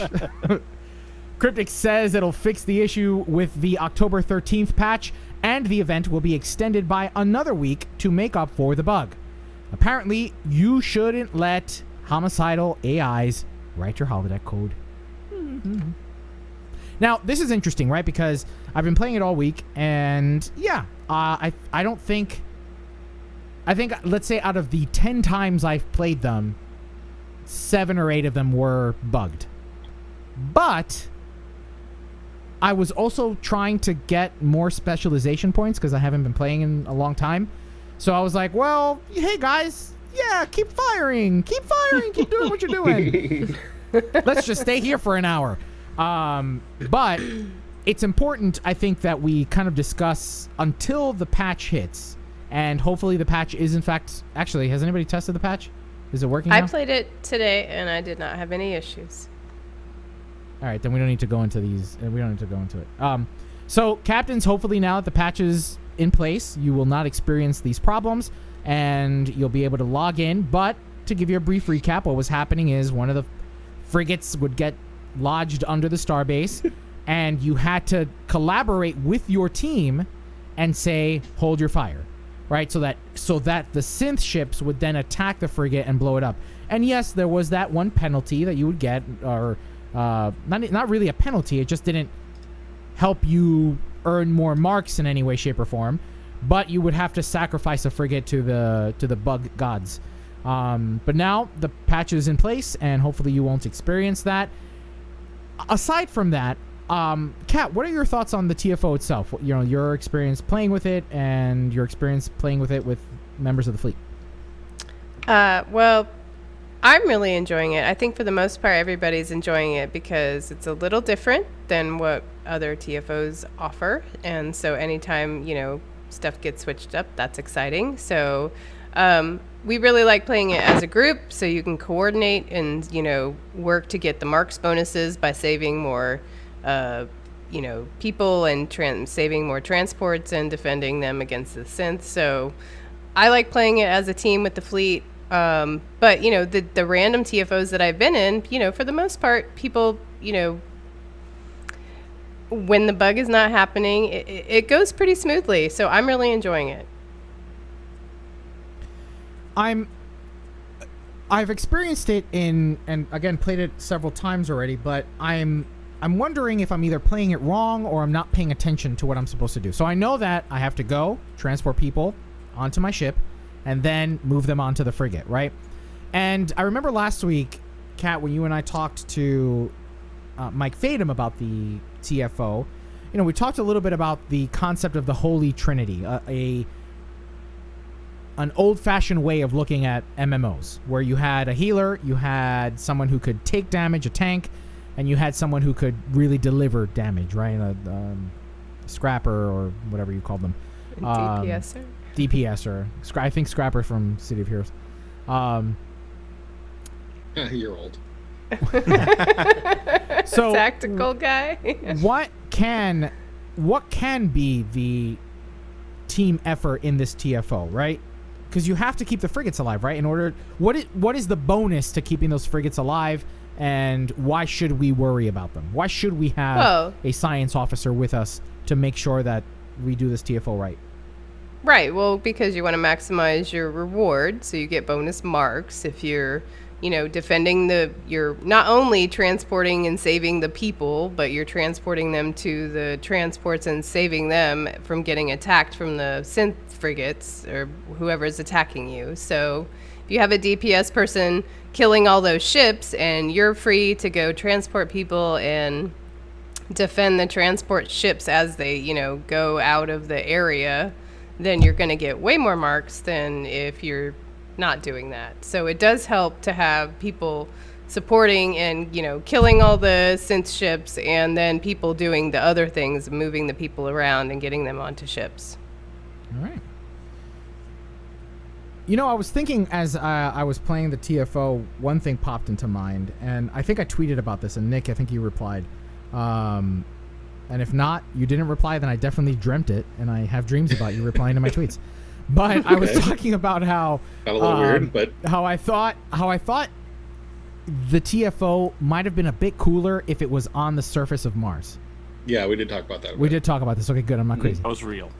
So, because, during the promotional marketing campaigns for Star Trek Picard, we saw these attacks, right? And we saw them, for the most part, in these marketing ads from the ground up. So we saw the synths attacking the bases from below. And then I rewatched the one episode where they kind of talk about it in Picard, the Picard episode. But I also watched the short treks. Yep. And again, it was very bottom up. It was like, they're raining fire from above kind of thing. And I thought to myself, gee, it would have been cool to have experienced this whole thing on the ground, much like that one Ja'ula TFO. I would counter that a little bit. I think there are a total of 3 shots that we see ships up close doing damage, and 2 of them are looking up from the ground, and 1 of them is the ships attacking a starbase. So I think that there's both. I think they were attacking everything on Mars, both on the ground and in orbit. Go ahead, continue. How hard is it to so I know, obviously you guys are compartmentalized, right, in so far as how missions are created, but let's take, for instance, the Ja'ula map, right, that one TFO where you're on the surface of the moon. You mean To Hell with Honor? To Hell with Honor, yes, thank you. When creating a map like that, is a map like that easier than a space map? Is it, completely different functionality? To Hell with Honor wasn't a ton of extra work. It is more work than doing a space map, for sure. And To Hell with Honor was kind of a test. We'd never done really a ship flying over the ground. We did the the Romulan shuttle mission where you're fighting the walkers. We've done a couple of things like that, but not a TFO. I don't know if the Dyson Sphere counts. Yeah, the Dyson Sphere is even weirder. So we've done a couple of them, but we've never done a TFO. We've never done anything where you're really like low and slow over the surface, firing at things on the ground. And it worked. I mean, obviously, I think it was very successful. But there was a fair bit of work to get it functional and to get it performative. And that was just making basically rocks and terrain. We did make some new Klingon shipyard and turrets and things, but they were fairly small and we could repeat them a lot. If you look at those shots from Picard, there is like a city that is being attacked on the ground, and making that would be a lot of work. And making it, it look anything like what we saw in the show would be. Let me ask you this: I'm sorry, Thomas. Go ahead. Oh, I was just gonna say, I think if you're gonna do I think that would be cool to go fly low over Mars or whatever. But I think it couldn't be. The fiction around it would have to be very different than what we actually did with Synthwave, because we know where the shipyards are in orbit of Mars. Like, we know that they're in pretty high orbit, and so to defend those or work with those, it wouldn't make sense to be flying that low like you are in To Hell with Honor. It's just a thought. Yeah, and one of the things that we specifically said with To Hell with Honor was that the planet that you're on, Beta Lenkel something or other, basically it was a moon of a planet, and so we could say that there was no atmosphere.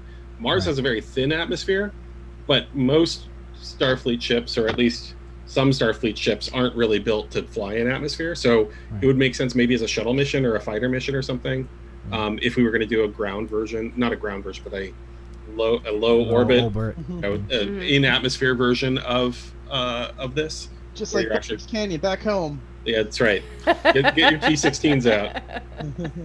I'd love that. I have to admit, I think I'd love something like that. Or even, I think it'd be fun if we brought the battle home. It's kind of like bringing the battle home a little bit, right? It's Mars. It's our solar system. We know that Utopia Planitia is there, and our solar system has been expanded. For sure. Yeah, and you could do some cool things, because then the blasts and stuff would be totally different. Like, they would be on the horizon. They could be huge. Some interesting stuff with that for sure. We did some of that, like orbital bombardment stuff on the Teray colony, in the Delta Quadrant expansion. Delta Rising, that's what it's called. I think Awesome. one of the things that we've been thinking about a lot. I mean, kind of in the back burner for a while as a team, but like it's just not as fun to fly shuttles, like just because you don't have your abilities and stuff like that. And so we don't want to make shuttle content because nobody is excited about flying shuttles, like compared to all the other ships that you do want to fly. And so I think that's been a struggle for us too. We have a lot of cool ideas for shuttle content, shuttle missions, and we've even prototyped some, but like it's just, we don't. People like flying their big actual starships, and jumping out of that to do a shuttle is kind of a bummer. So What you should do is offer a ridiculous amount of dilithium for people to do it, and then that would fix that. you think just to have better rewards would be enough? I think you'd find that the curve bent that way. If you could get extra marks for hopping in your shuttle for 15 minutes, especially if you made it a small piece of a bigger mission. Or half the team had to fly shuttles. Like you could take turns. Like 3 people in the big starships, 2 people have to be in shuttles, that kind of thing. Make it so that people can switch roles back and forth. That's interesting. Yeah, that's an interesting idea. Yeah. Because just one more thing. I don't think I've ever had more fun in Star Trek Online than when 10 shuttles ganged up on me in my Odyssey when the Odyssey first came out. Oh yeah, I remember. If he was there, that was a good time. A lot of fun. I like the idea of like setting up some sort of Battlefront kind of situation where it's like and this could be a TVO or something, but there's a thing the regular starships have to do, and there are things that shuttles have to do, and you can swap between them at will, right? And then that becomes a very fluid. That way you don't have to be in the shuttle the whole mission. Yeah. But you're like, oh, okay, I can run the football. The football can only be carried by a shuttle. And so I'm going to do that for my team. And the big ships can guard or... Right. I love the game we're building. Yeah. I love that. I'm like, I would do that. I don't enjoy shuttle missions as much, but I would totally do it for the team. Awesome. Well, I think that about wraps it up for Star Trek Online news this week. But captains, the world of Star Trek gaming is vast and varied, and we want to spotlight some previously released Star Trek games, whether to celebrate a classic or make a new introduction. We're slingshotting around the sun to our new segment. It's not new anymore. We've done it twice. We're slingshotting around the sun for our segment, Retro Trek. Now, here's Gray with another popular Star Trek video game. Now, here's Gray with another Star Trek video game. All right. I'm going to hit Do I get stop. to be in that segment? I want to talk about old Star Trek games.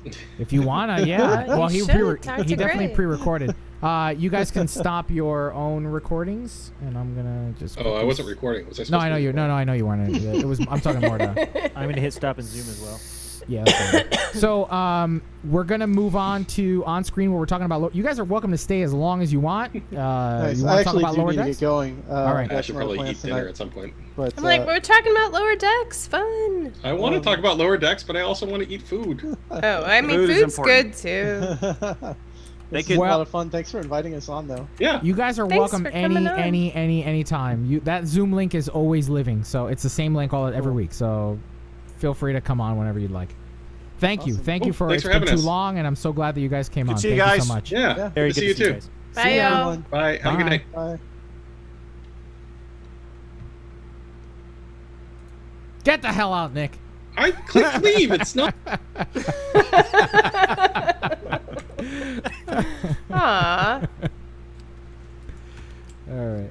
So. All right, that so was 6 good. months That from was now, nice. they're gonna have a TFO. So it'll be I know. part It'll be shuttle, great. part you have to. What a great, All your what a shuttles great have to- impromptu conversation. I'm so glad that they joined us. I miss those guys, and I missed them at Vegas I didn't this get to year, see and- Thomas's cat. I wanted to see her, Luna, right? I think so. her Yeah. I name think he's is. got a couple of cats. That was just I never got to mention it, but one of the things I wish they would add is an option to turn the game, to turn on a shader for the game to turn it into a cartoon effect. Although the more I think about it, the more I think I might be able to do that with NVIDIA's built-in. There have been some instances, games, environments where you can see the cell shading, right? You can see the sort of champions / heroes / comic book kind of a thing. All that stuff lives in the engine together, so I bet they could do it. I bet they could do it. I bet they'd give you an option for it. That would be fun if they do a Lower Decks episode and everything turns cartoon. Well, they did that film grain thing for all the TOS era stuff, right? They That'd green- be awesome. Yep. If Yeah, we got Rutherford.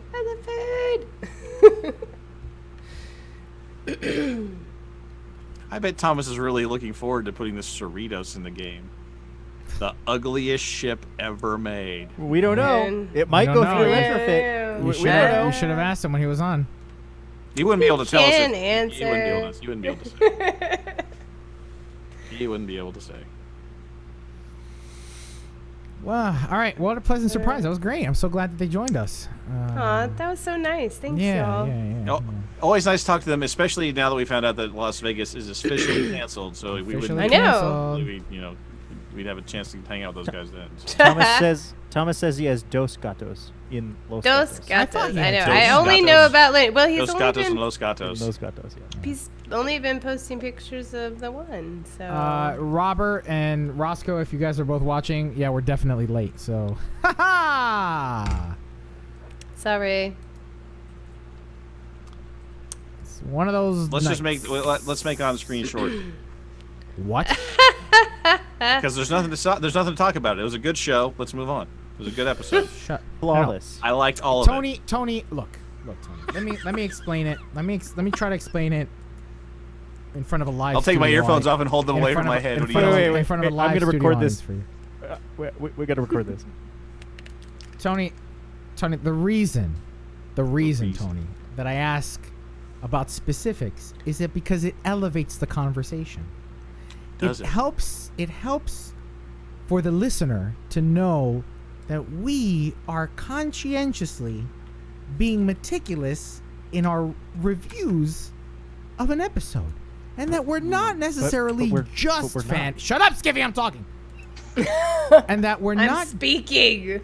I'm If you're running speaking. the live stream, you can mute him, but you're not running the live stream. You can't mute him. Oh, I'm a co-host.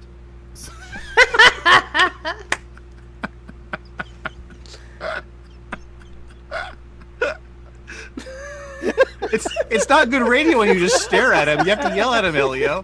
You have to like shout at him or something. You have to like be mad. You just stare and count to 10 in your head. Count to 10 out loud. That would Hey, be good radio. Skiffy. That Hey, would be good Skiffy. radio. Good sir. You. I also There like. was some expert level censoring there. I also like how he was mad at me to start with, and then Skiffy just ran right in front of it and took that bullet for me. That's really great of you, Skiffy. Skiffy's like Snowball in that one Simpsons Halloween episode where Lisa's imaginary friend is coming after Marge and throws a knife, and Snowball's like.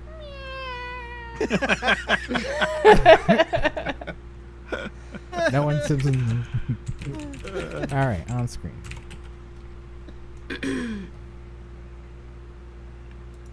Oh. All right, you guys ready? Don't forget to hit record and zoom again. I did. But you are too, though, right? I did too. Yes. Okay. I'm gonna hit the big red button for on screen in 3, 2, 1. This is Elio on screen sync 1. This is Kat on screen sync 2. This is Tony on screen, sync 3. This is Skiffy on screen sync 4. On screen in 3, 2. Oh, you're not gonna do it? What? I'm supposed to say. Could it? What did I say? On screen in? Oh, I get it. Hold on a second. But you know why I wasn't reading that? Because I was thinking Gray. Is Gray watching us right now? Yes, or he Yes. was a little while Gray, ago. if you're still watching, I need you to do me a massive favor. Can you sweep out of Retro Trek into on screen? I'll tell you what it is, and then just message me later on Discord, please. All right, on screen in 5, 6, 7, 8. Computer, set Star Trek lower. Actually, I should. Computer, set Star Trek Lower Decks season 1 finale. No, that's not jazzy enough. Is Oh, it not jazzy? jazzy Was enough. that jazz? No, not use jazz. jazz music instead of computer noise. All right. Computer, set Star Trek Lower Decks season 1 episode 10. No small parts on screen. We've heard from those old scientists on Beta 3, but scythe scales are still up. Scythe scales. Damn it. I knew I was going to screw that up. But I just got my new scythe. No. Red hour. We've heard from those old scientists on Beta 3, but scythe sails are still up, and unlike legacy civilizations, that... Damn it. Scythe sails. Curse you, Panda. No, This is Jake's fault. This is Jake's fault. Or Jake. Or Shane. Whichever. Anyway, scythe sails. Take it from the Damn top. it. We've heard from those old scientists on Beta 3, but scythe sails are still up, and unlike legacy civilizations, the fact that Captain Freeman is Mariner's mom hasn't been forgotten by Boimler, and now everyone fucking knows it. The Actually, USS... I need you to do everyone. So, in order for the beep Want me to work, bleep myself? No. I don't want you to bleep yourself, but you have to cadence elongate fucking. You have to fucking. Okay. Like, so that way we get Everyone. Fucking that way we knows get the F, because the way the Okay. bleep is the way the F. We need I'll the. do it and the again. All right, thanks. Hi, if kids are the listening last right bit. now, folks, cover your ears. Yeah, all you need is the last 4 words. And Ear just above like it. Ear above change it. Everyone, yeah. Everyone fucking knows it. Great. The USS Solvang meets an untimely end, which Steve and I think is an inside job, but not before a distress call is sent. Do you want me to do it again? No? What? Do what again? Okay. It was genuinely funny. It's a good line. No, it Jake was wrote a funny. good It was line. funny. I was laughing Yeah, at Jake's- our teacher guy. yeah. Elongate the obscenity, please. Damn you, teacher guy, making me laugh all the time. The USS Solvang meets an untimely end, which Steve and I think is an inside job, but not before a distress call is sent.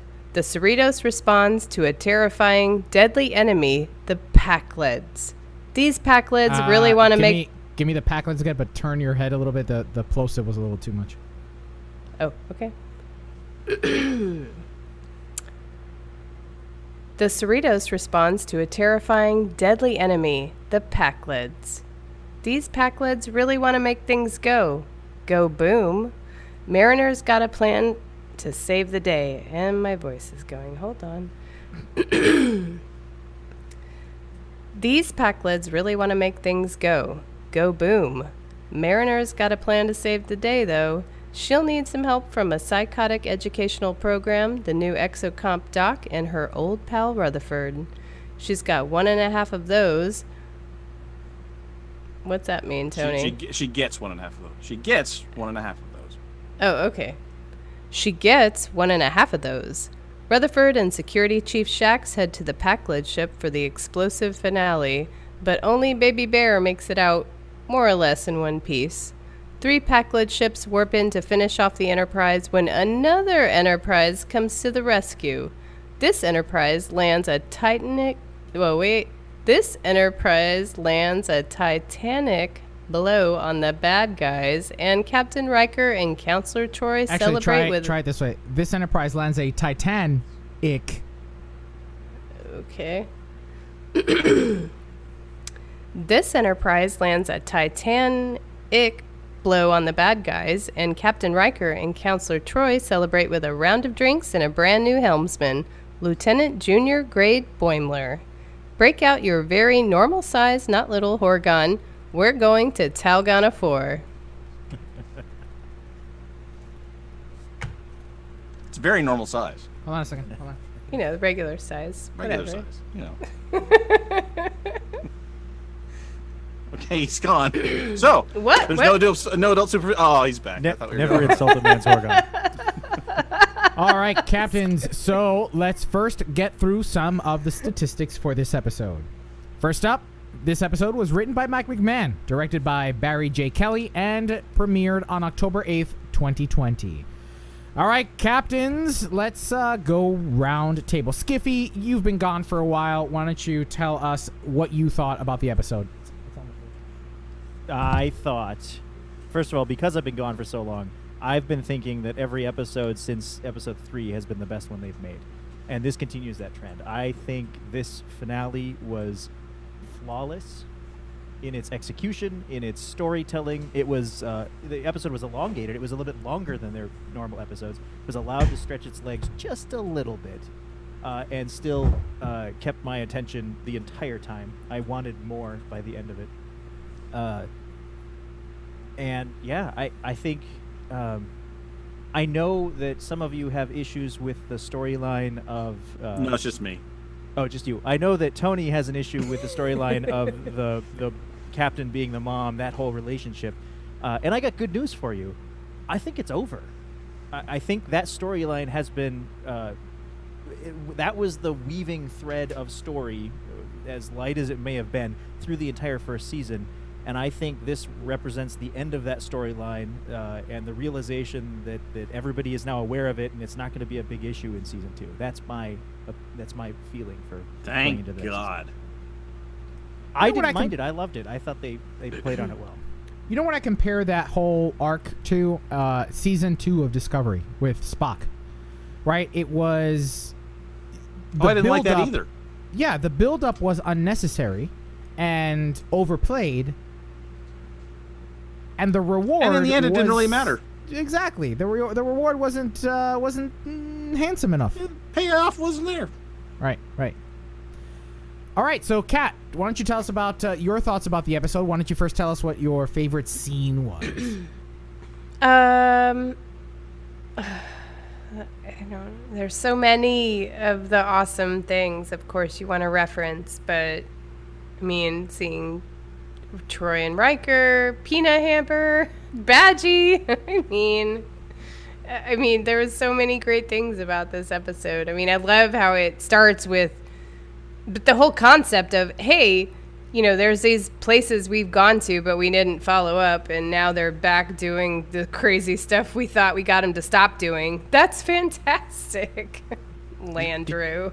Did you notice how the term TOS is now canon? Yes, and those old scientists. So good. I mean, Mike McMahon is amazing. I just think, wow. Yeah, Skippy, exactly like what you said. Every episode, I'm like, oh my God, this is my favorite episode. You know? But this one it just hit in all the right spots. And well, I don't think we need to. I don't think there was a least favorite moment. Oh, no, did you have a least favorite? It was all great. I even forgave them. I even forgave them for the mother-daughter thing. They the hole they dug themselves right out of it as quickly and as painlessly as possible. I loved it. Yeah, because the fact they're just overheard, and she's like, that was fantastic. Everyone on the bridge is like, oh, crap. There's no hemming and hawing. There's no should I, shouldn't have. It was just a complete and total random accident because Boimler took off his badge. And yes. I mean, yep, okay, sure, absolutely. I mean, you're that's just like Is classic. Mommy gonna tuck you in at night? I know, and then they get beamed right to the bridge. Little Captain so Kisses. I can't even say I hated that. I can't say I hated how they wrapped it up. No, that's the tone of the show and how they've built all these characters up. No, that's exactly how it should be wrapped up. That was it. That's exact. There's only one possible way it could have happened, and they did it. Good job. Yeah. And again, once again, I love the whole episode. So I don't. So Tony, you don't have anything to add beyond that? I have one thing to add. Okay. My favorite part of the episode was when they went in to go get the contraband out of the ceiling, and they stole the Star Trek II music, and it was perfect. And you'll know it when you hear it. I'll have to listen back to that. You'll know it when you hear it, and it was just these people, everybody on this team knows Star Trek backwards and forwards, and they know exactly what they need in every piece of the show. When the moment happens, they're like, we need that bit from the music from the Star Trek II, and they're like, oh yeah, we need to do that. For that. Let's cut the animation scene to the right length and hold the focus on the camera for the right amount of time so we get enough bars in so that the music can play right. But just everything they do is gold. So good. Referencing that same scene when the tribble falls out, and then they refer back to it later. A tribble, that's for personal use. That's for personal use. Yeah. I love What did you think, Elio? What are your thoughts? Deep breath. You have to admit it. Have to. All right, look. I loved it. I did. I think it was perhaps one of the best episodes Star Trek has ever delivered in the history of ever. Now, that's very hyperbolic. It goes in the classic list. No, it really does. It's It really hyperbolic. does. It's hyperbolic for me to say that. I understand that. I don't so think so at all. let me break it down. He's not Candace exaggerating. asking if you're of Mirror Universe. No, I still No, have he's a still got goatee. a goatee. So he's ready. So let's strip away some of the biggest moments of the episode, right? Arguably the biggest is when Riker swoops in on the Titan, right? Let's take away the Pac-led threat. Let's remove those things for a moment. And let's just look at how the episode was presented. This episode had its Star Trek Easter eggs, for instance, the TOS joke. But those jokes were worked into the conversation and the plot, right? They weren't just shoehorning and throwing in Star Trek Easter eggs like Super Troopers doing the meow joke, right? And that's how I felt for the first several episodes of this season, was that they were just saying things. I mean, we talked a little bit about this during the Inquisition episode, where at the very end he's like, drumhead, right? That moments like that they're not creative. You're just making a joke and you're just saying things because you can, right? And that's one of the reasons why I didn't like this show. Then these last 3.5, 4 episodes or so, like Tony said, they started to kind of get a groove where the absurdity was toned back, right? We stopped seeing absurdities like a universe-shattering koala bear. You know, we stopped seeing these random things that just didn't make sense, and it became more cohesive. Things started to streamline a little bit. Even the jokes started to streamline a little bit better, where it didn't feel just, let's make a Star Trek joke to make a Star Trek joke. So, but again, taking away the Pac-led thing, taking away the Titan thing. Let's talk about the characters over the last 3 or 4 episodes. There was a better juxtaposition between Boimler, Mariner, Tendi, Rutherford, and then the bridge crew, right? The bridge crew started to mature in comparison to how we were introduced to them in the first and second episode, that everybody aboard the Cerritos were just assholes, right? We started to see the bridge crew develop. And here in this particular episode, and the last, the bridge crew started to be adults. And I think we needed to see that. We needed that juxtaposition in order for the humor to land more. So here we have this episode where Mariner and Boimler are still doing them. They're still them. But the captain and the bridge crew are now faced with a red alert. Something's going on, and they become the bridge crew. So I appreciated that. And that's one of the reasons why I think this episode landed. I mean, it was a combination of laughter and then shock while I was watching this episode, and then pure joy when Riker swoops in. And we talked a little bit about this in Trek It Out, about Jonathan Frakes' reprisal of the role. He swooped in, and it wasn't a caricature of Riker. It was not a caricature. It was Riker. But like Skiffy pointed out, he's the captain of his ship now. He can let his hair down a little bit more. He can be a little bit more relaxed. He can crack jokes with his bridge crew. But and because of that, he's the kind of captain that I would serve under. A captain that knows how to instill and inspire motivation and an eagerness to be a part of something bigger. But you know that when shit hits the fan, Riker's, red alert, we got things to do. There's a time for fun and there's a time for seriousness. And I think that what their representation of Riker was not a stretch. It was not a pie in the sky idea of what Riker would be or a caricature, but instead kind of the Riker we've come to know because, like we've mentioned before, Riker and Jonathan Frakes are kind of one and the same now. This episode was so well formulated, so well delivered, that you spent like 6 minutes straight talking about it. I spent 6 minutes. Because it's that good. I watched it like 10 times. I couldn't. And not only because I was watching it to prepare for this, but because I loved it, because it was great, because there were moments that I yelled yes. And man, the Shax's death, that whole sequence is some of the best television I've ever seen. Please rewatch that. That sequence starts off with him going, "This is the best day of my life." And you know why he says that? Because the motherfucker knows he's gonna die. And this is what he lives for.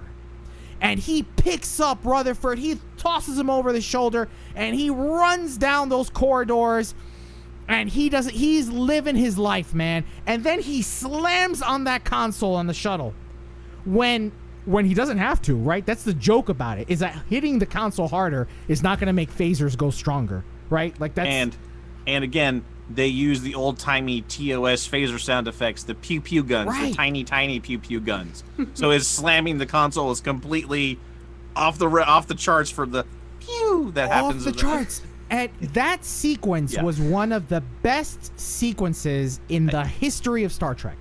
His death, I mean, look, it's second only to Spock. Second only to Spock, in my opinion. Yeah. He knows he's gonna die. It's the best day of his life. He's ready for this, and he gets on that ship. He fights, I got you, baby bear. Pushes him out, and the last moment we see Shax is with a pack lead in a headlock, and he laughs. He chuckles in pure joy because this is what he's lived for. I mean, this episode was great. It was great. Great. I got you, baby bear is the new "You have been and always shall be my friend." Right now. Yes. I mean, yes. Isn't it? Oh, Isn't it really is. Yes. Mm-hmm. Yeah. It was this Rutherford. I mean, I can go on. I can go on. Yeah, but you shouldn't because the segment's already pretty long. I don't care. I don't care. Universally fantastic. Look, I've been When does shitting on this season 2 show start? this whole season, and so finally I can be really excited about it. When does season 2 start? It's the only question I need to answer. Oh, not for a while, probably. I'm fingers crossed. Again, let's talk about our overall arching thing here. Star Trek is the horse pulling the all-access cart. They ordered season 2 when they ordered season 1. So theoretically, as soon as Discovery season 3 is over, they should have Lower Decks season 2 ready to go in the pipe. I could see them doing a Lower Decks short trek, somewhere in the middle too. Oh, maybe. To tide people over. I could totally see that. Are they filming Strange New Worlds officially, or? No, I don't think filming started now. But Yo, what about that Is there a moment? release date for Prodigy? No. Mm-mm. What about that moment where they get the captain to the med bay, and to Anna? Sorry, I mean get her to the med bay. Yo, I cracked the fuck I up, was man. dying. That was hilarious. I mean, so many moments. I can't even remember them all. They're so funny. There were a lot. There was in the funny. dialogue, like you said, Elio, how they managed to sneak in things in dialogue that make sense. They talk about Captain Freeman Day, like, oh, this is not going to go over well on Captain Freeman Day. Yeah. I thought that was great. When the Titan shows up, it's the TNG, one of the movie soundtracks. I couldn't tell which one, but it was the TNG theme from a movie. Da, da, da, da, da, da, da. That's your motion picture, no? Well, the motion picture is a lot slower than that, but it's probably Frakes is in this episode. I bet you $1 it's First Contact because Frakes that was Frakes' first big Star Trek movie. He did Insurrection too, but First Contact. I loved the comment about changes to the Cerritos. Like, here's our chance to design a better ship while it's in dry dock, and they just throw it all away. It's like, oh, Freeman was like, no. To all the people that complain about the design of this ship, no, we're sticking with it. And she's like, "No, I'm tired of every time a ship comes out, it comes out like another Sovereign." Yeah, it comes out like all Sovereign class. Yeah, the ship is ugly on purpose. It is on purpose. But I have to say that they, even though it's an ugly ship, they know how to do the beauty shots for it. Yeah. They proved that last episode. Well, but on this one, it's flying through the debris field, and then the other one, the Solvang blows up. I mean, and it gets battle damaged on it and all that kind. I mean, it's a terrible, terrible, ugly design, but they know how to get the most out of it. And you're supposed to love this ugly ship. That's what you're supposed to. Can we talk about the fact that Riker was playing the first Can we talk about the fact that Riker was playing the Enterprise finale again on the holodeck? I don't think it was again. Yes. I honestly don't think it was again. Because if you listen to the dialogue again, right? Again. No, he's like, they were in TNG uniforms in the finale of Enterprise. Oh, yeah, but you know what? I think that's an yeah. oversight. I think that's an oversight. If you listen to the dialogue, I interpreted it as he was starting the story, right? Like he started the journey with them. So it wasn't the end of Enterprise, and we weren't yet. Now that's a good point though, and that might have just been an error or an oversight that in Enterprise he was wearing a TNG uniform. No. It's again. No. It's you think he's watching again. it again? Yeah, No, absolutely. Yeah, because I thought Deanna was like, really? They were This both is- in TNG like- outfits. They were on the Enterprise. They Yeah, were they were on the definitely on the Enterprise D. Yeah. Huh. This is them. This is a callback to the Enterprise season 4 finale when the show got canned. No, I know. I know what it's This is calling back to. Hang on, hold on. This is the season finale of season 1 of Lower Decks, and they know season 2 is coming. They're not canceled. So this is like we don't just send Riker to the holodeck to watch the Enterprise when the show's gonna be canceled. This is just a thing Riker does. He just likes to hang out on. Well, on you it's see, not now just I don't appreciate that joke okay. anymore because it doesn't. I don't care, but that's I know because that's you what it don't care. is. That's Whatever. what it is. I don't appreciate the joke now. Because now I feel Good. like that I ruined joke, one thing for him. like that. Yeah, they ruined the one thing because I I ruined the thought one that thing he for was. him. I thought that he was going on that journey now. But if you're saying to me that season finale of Enterprise, he's still on the Enterprise D. Yes. And he's just watching it again, then that's a shoehorned joke that they could have done something else there. They could have done something That's else. an audience wink. Or I loved the shoehorn joke. I thought it was hilarious that this is now a trope of him that he just goes Yes. back to the holodeck and replays it over and over and over again. that's just And weird, it's a man. wink to the audience. It's an audience Mhm. wink. It's an audience wink where season 2 is coming. We don't just send Riker to the holodeck to talk to Captain Archer when we're gonna can the thing. I like that. I did not read that into it, but I love it. That's the kind of deep cut McMahon is capable I don't of. think I understand but I'm sure our listeners do, so we don't have to dwell on it. But yeah, overall, I love the Wolf 359 was an inside job, guy. changelings aren't real. There were like 3 things. I don't remember the 3 things he said. But there were like 3 Dominion War didn't happen. The Dominion War didn't happen. Changelings aren't real, and Wolf 359 was an inside job. Those are the 3 things you said. Yes, classic. God, that guy. It looked like Fletcher. Yeah, overall, I would say this episode 8.5 out of 10. 8.5 out of 10. It lost half a point for the Enterprise joke. Now that you've explained it to me, I still give it a 9.5. I've got to give it a 10 or a 11 because it was 9.95 because I still hate the mob thing. Oh. But they fixed it as best they could. They fixed it the right way. all right. I need somebody to sweep us out, and I'm gonna write it in somewhere.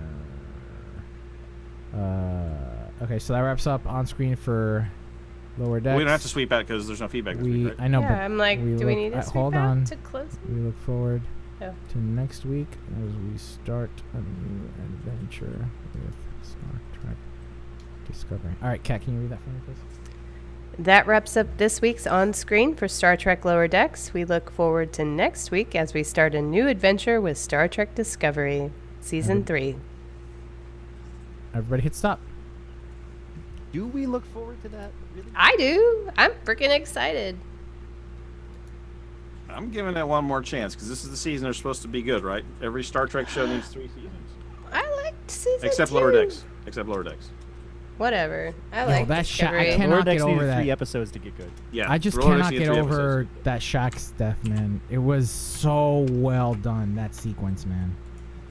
I think it's Just- bold that Huh? I think it's bold that they did that. I think it's bold that they're changing up the show at all.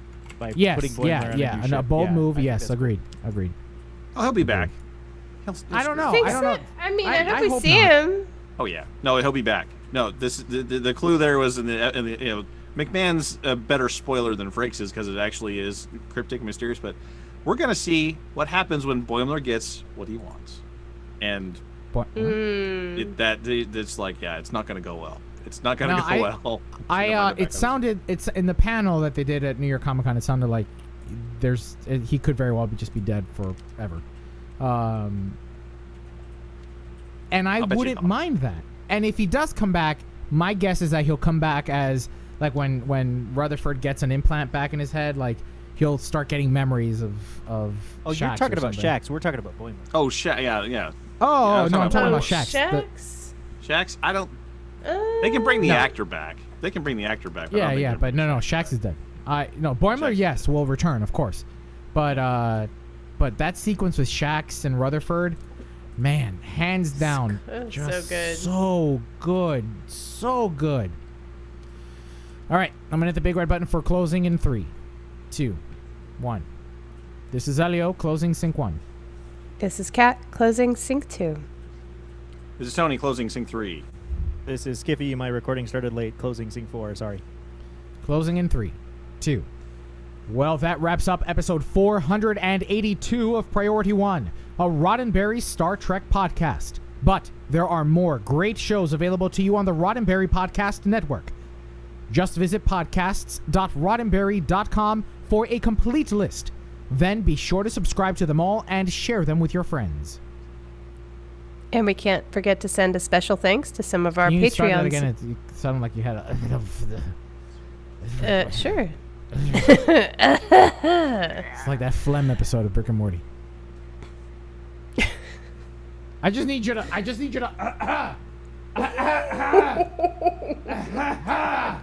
No, I should have drank whiskey tonight. But we can't forget to send a special thanks to some of our Patreon supporters like David K. Rutley, Peter Archibald, Gerald Bosch, Joshua Selig, and here's a shout out to our newest patron, John. Is it Roger? Thought it was Roger. Yeah, Roger. Yeah, we'll do another shout out for Roger. And here's a shout out to our newest patron, Roger. Thank you so much for joining the Patreon family. Did we have any community questions for Star Trek Online? I thought we did. I think we did skipped. too. I think we skipped over it because of the guests. Oh, yeah, we had guests. What was it? Do You think can still that's ask it. Yeah, we could still ask it. Why not? Unless somebody else- Oh, I like Nothing this wrong second with one. asking it here. You know what? I'm gonna ask the second one and not the other. Do you? What? This is where we make good radio. Well, Oh, I don't. the It says duck- ship X updates. What ships did you upgrade? Was that supposed to be a community question? Is Nope, proper? that wasn't. That was just a talking point for me. Oh. What lower decks content do you want to see in game? Story missions with. I got him. missions? I got him. Oh. And here's a reminder of our community questions for this week. Up first, do you believe the Star Trek franchise is diverse enough to avoid franchise fatigue? Also, in gaming, what lower decks content would you like to see in Star Trek Online?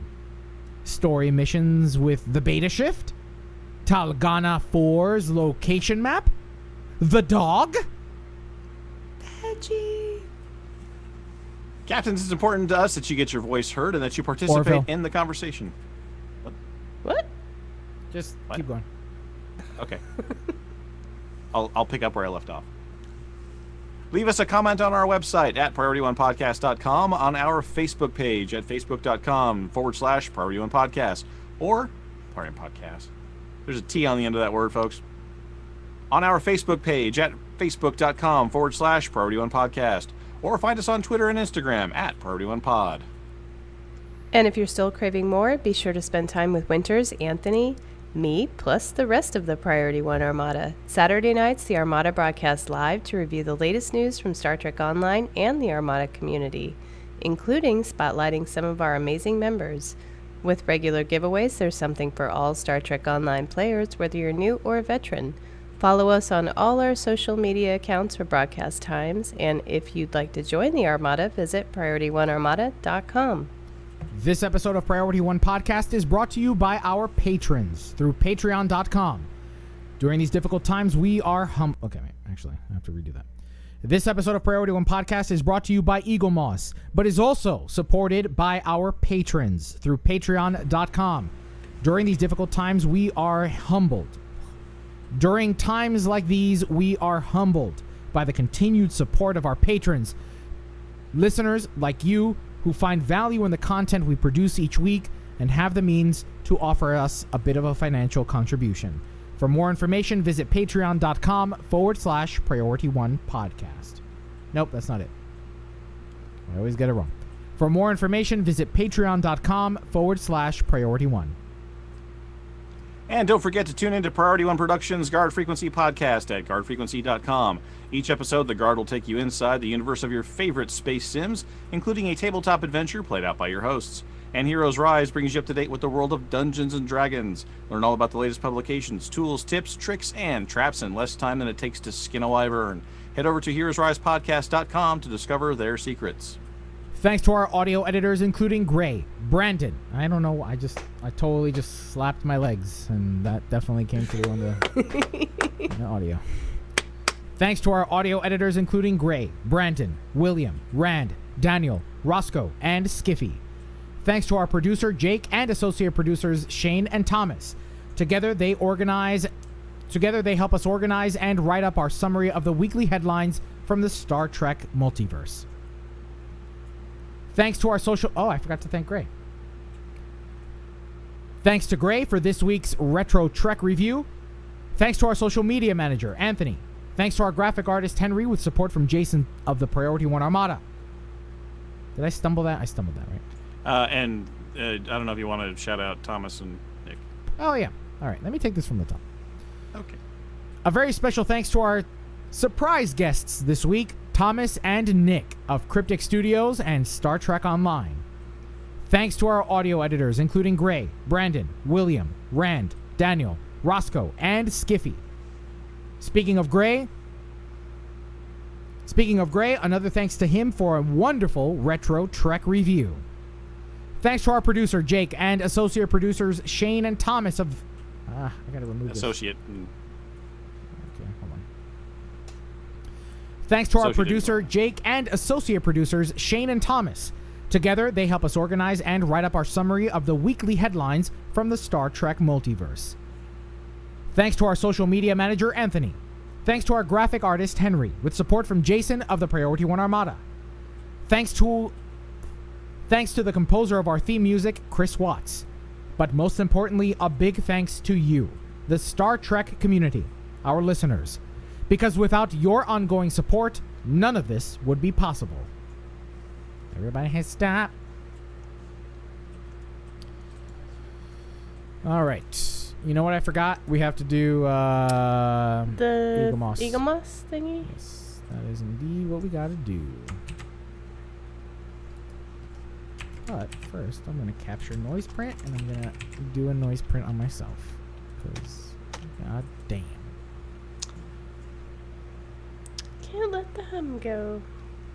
Huh? Nothing. What'd you say? Are we gonna record the promo offline, or? I don't know. What do you guys think? I think we should maybe do it in front of an audience. Okay. I'm sorry. I'm just cleaning up files before I upload them. Do you need me for the promo? I'm gonna behave.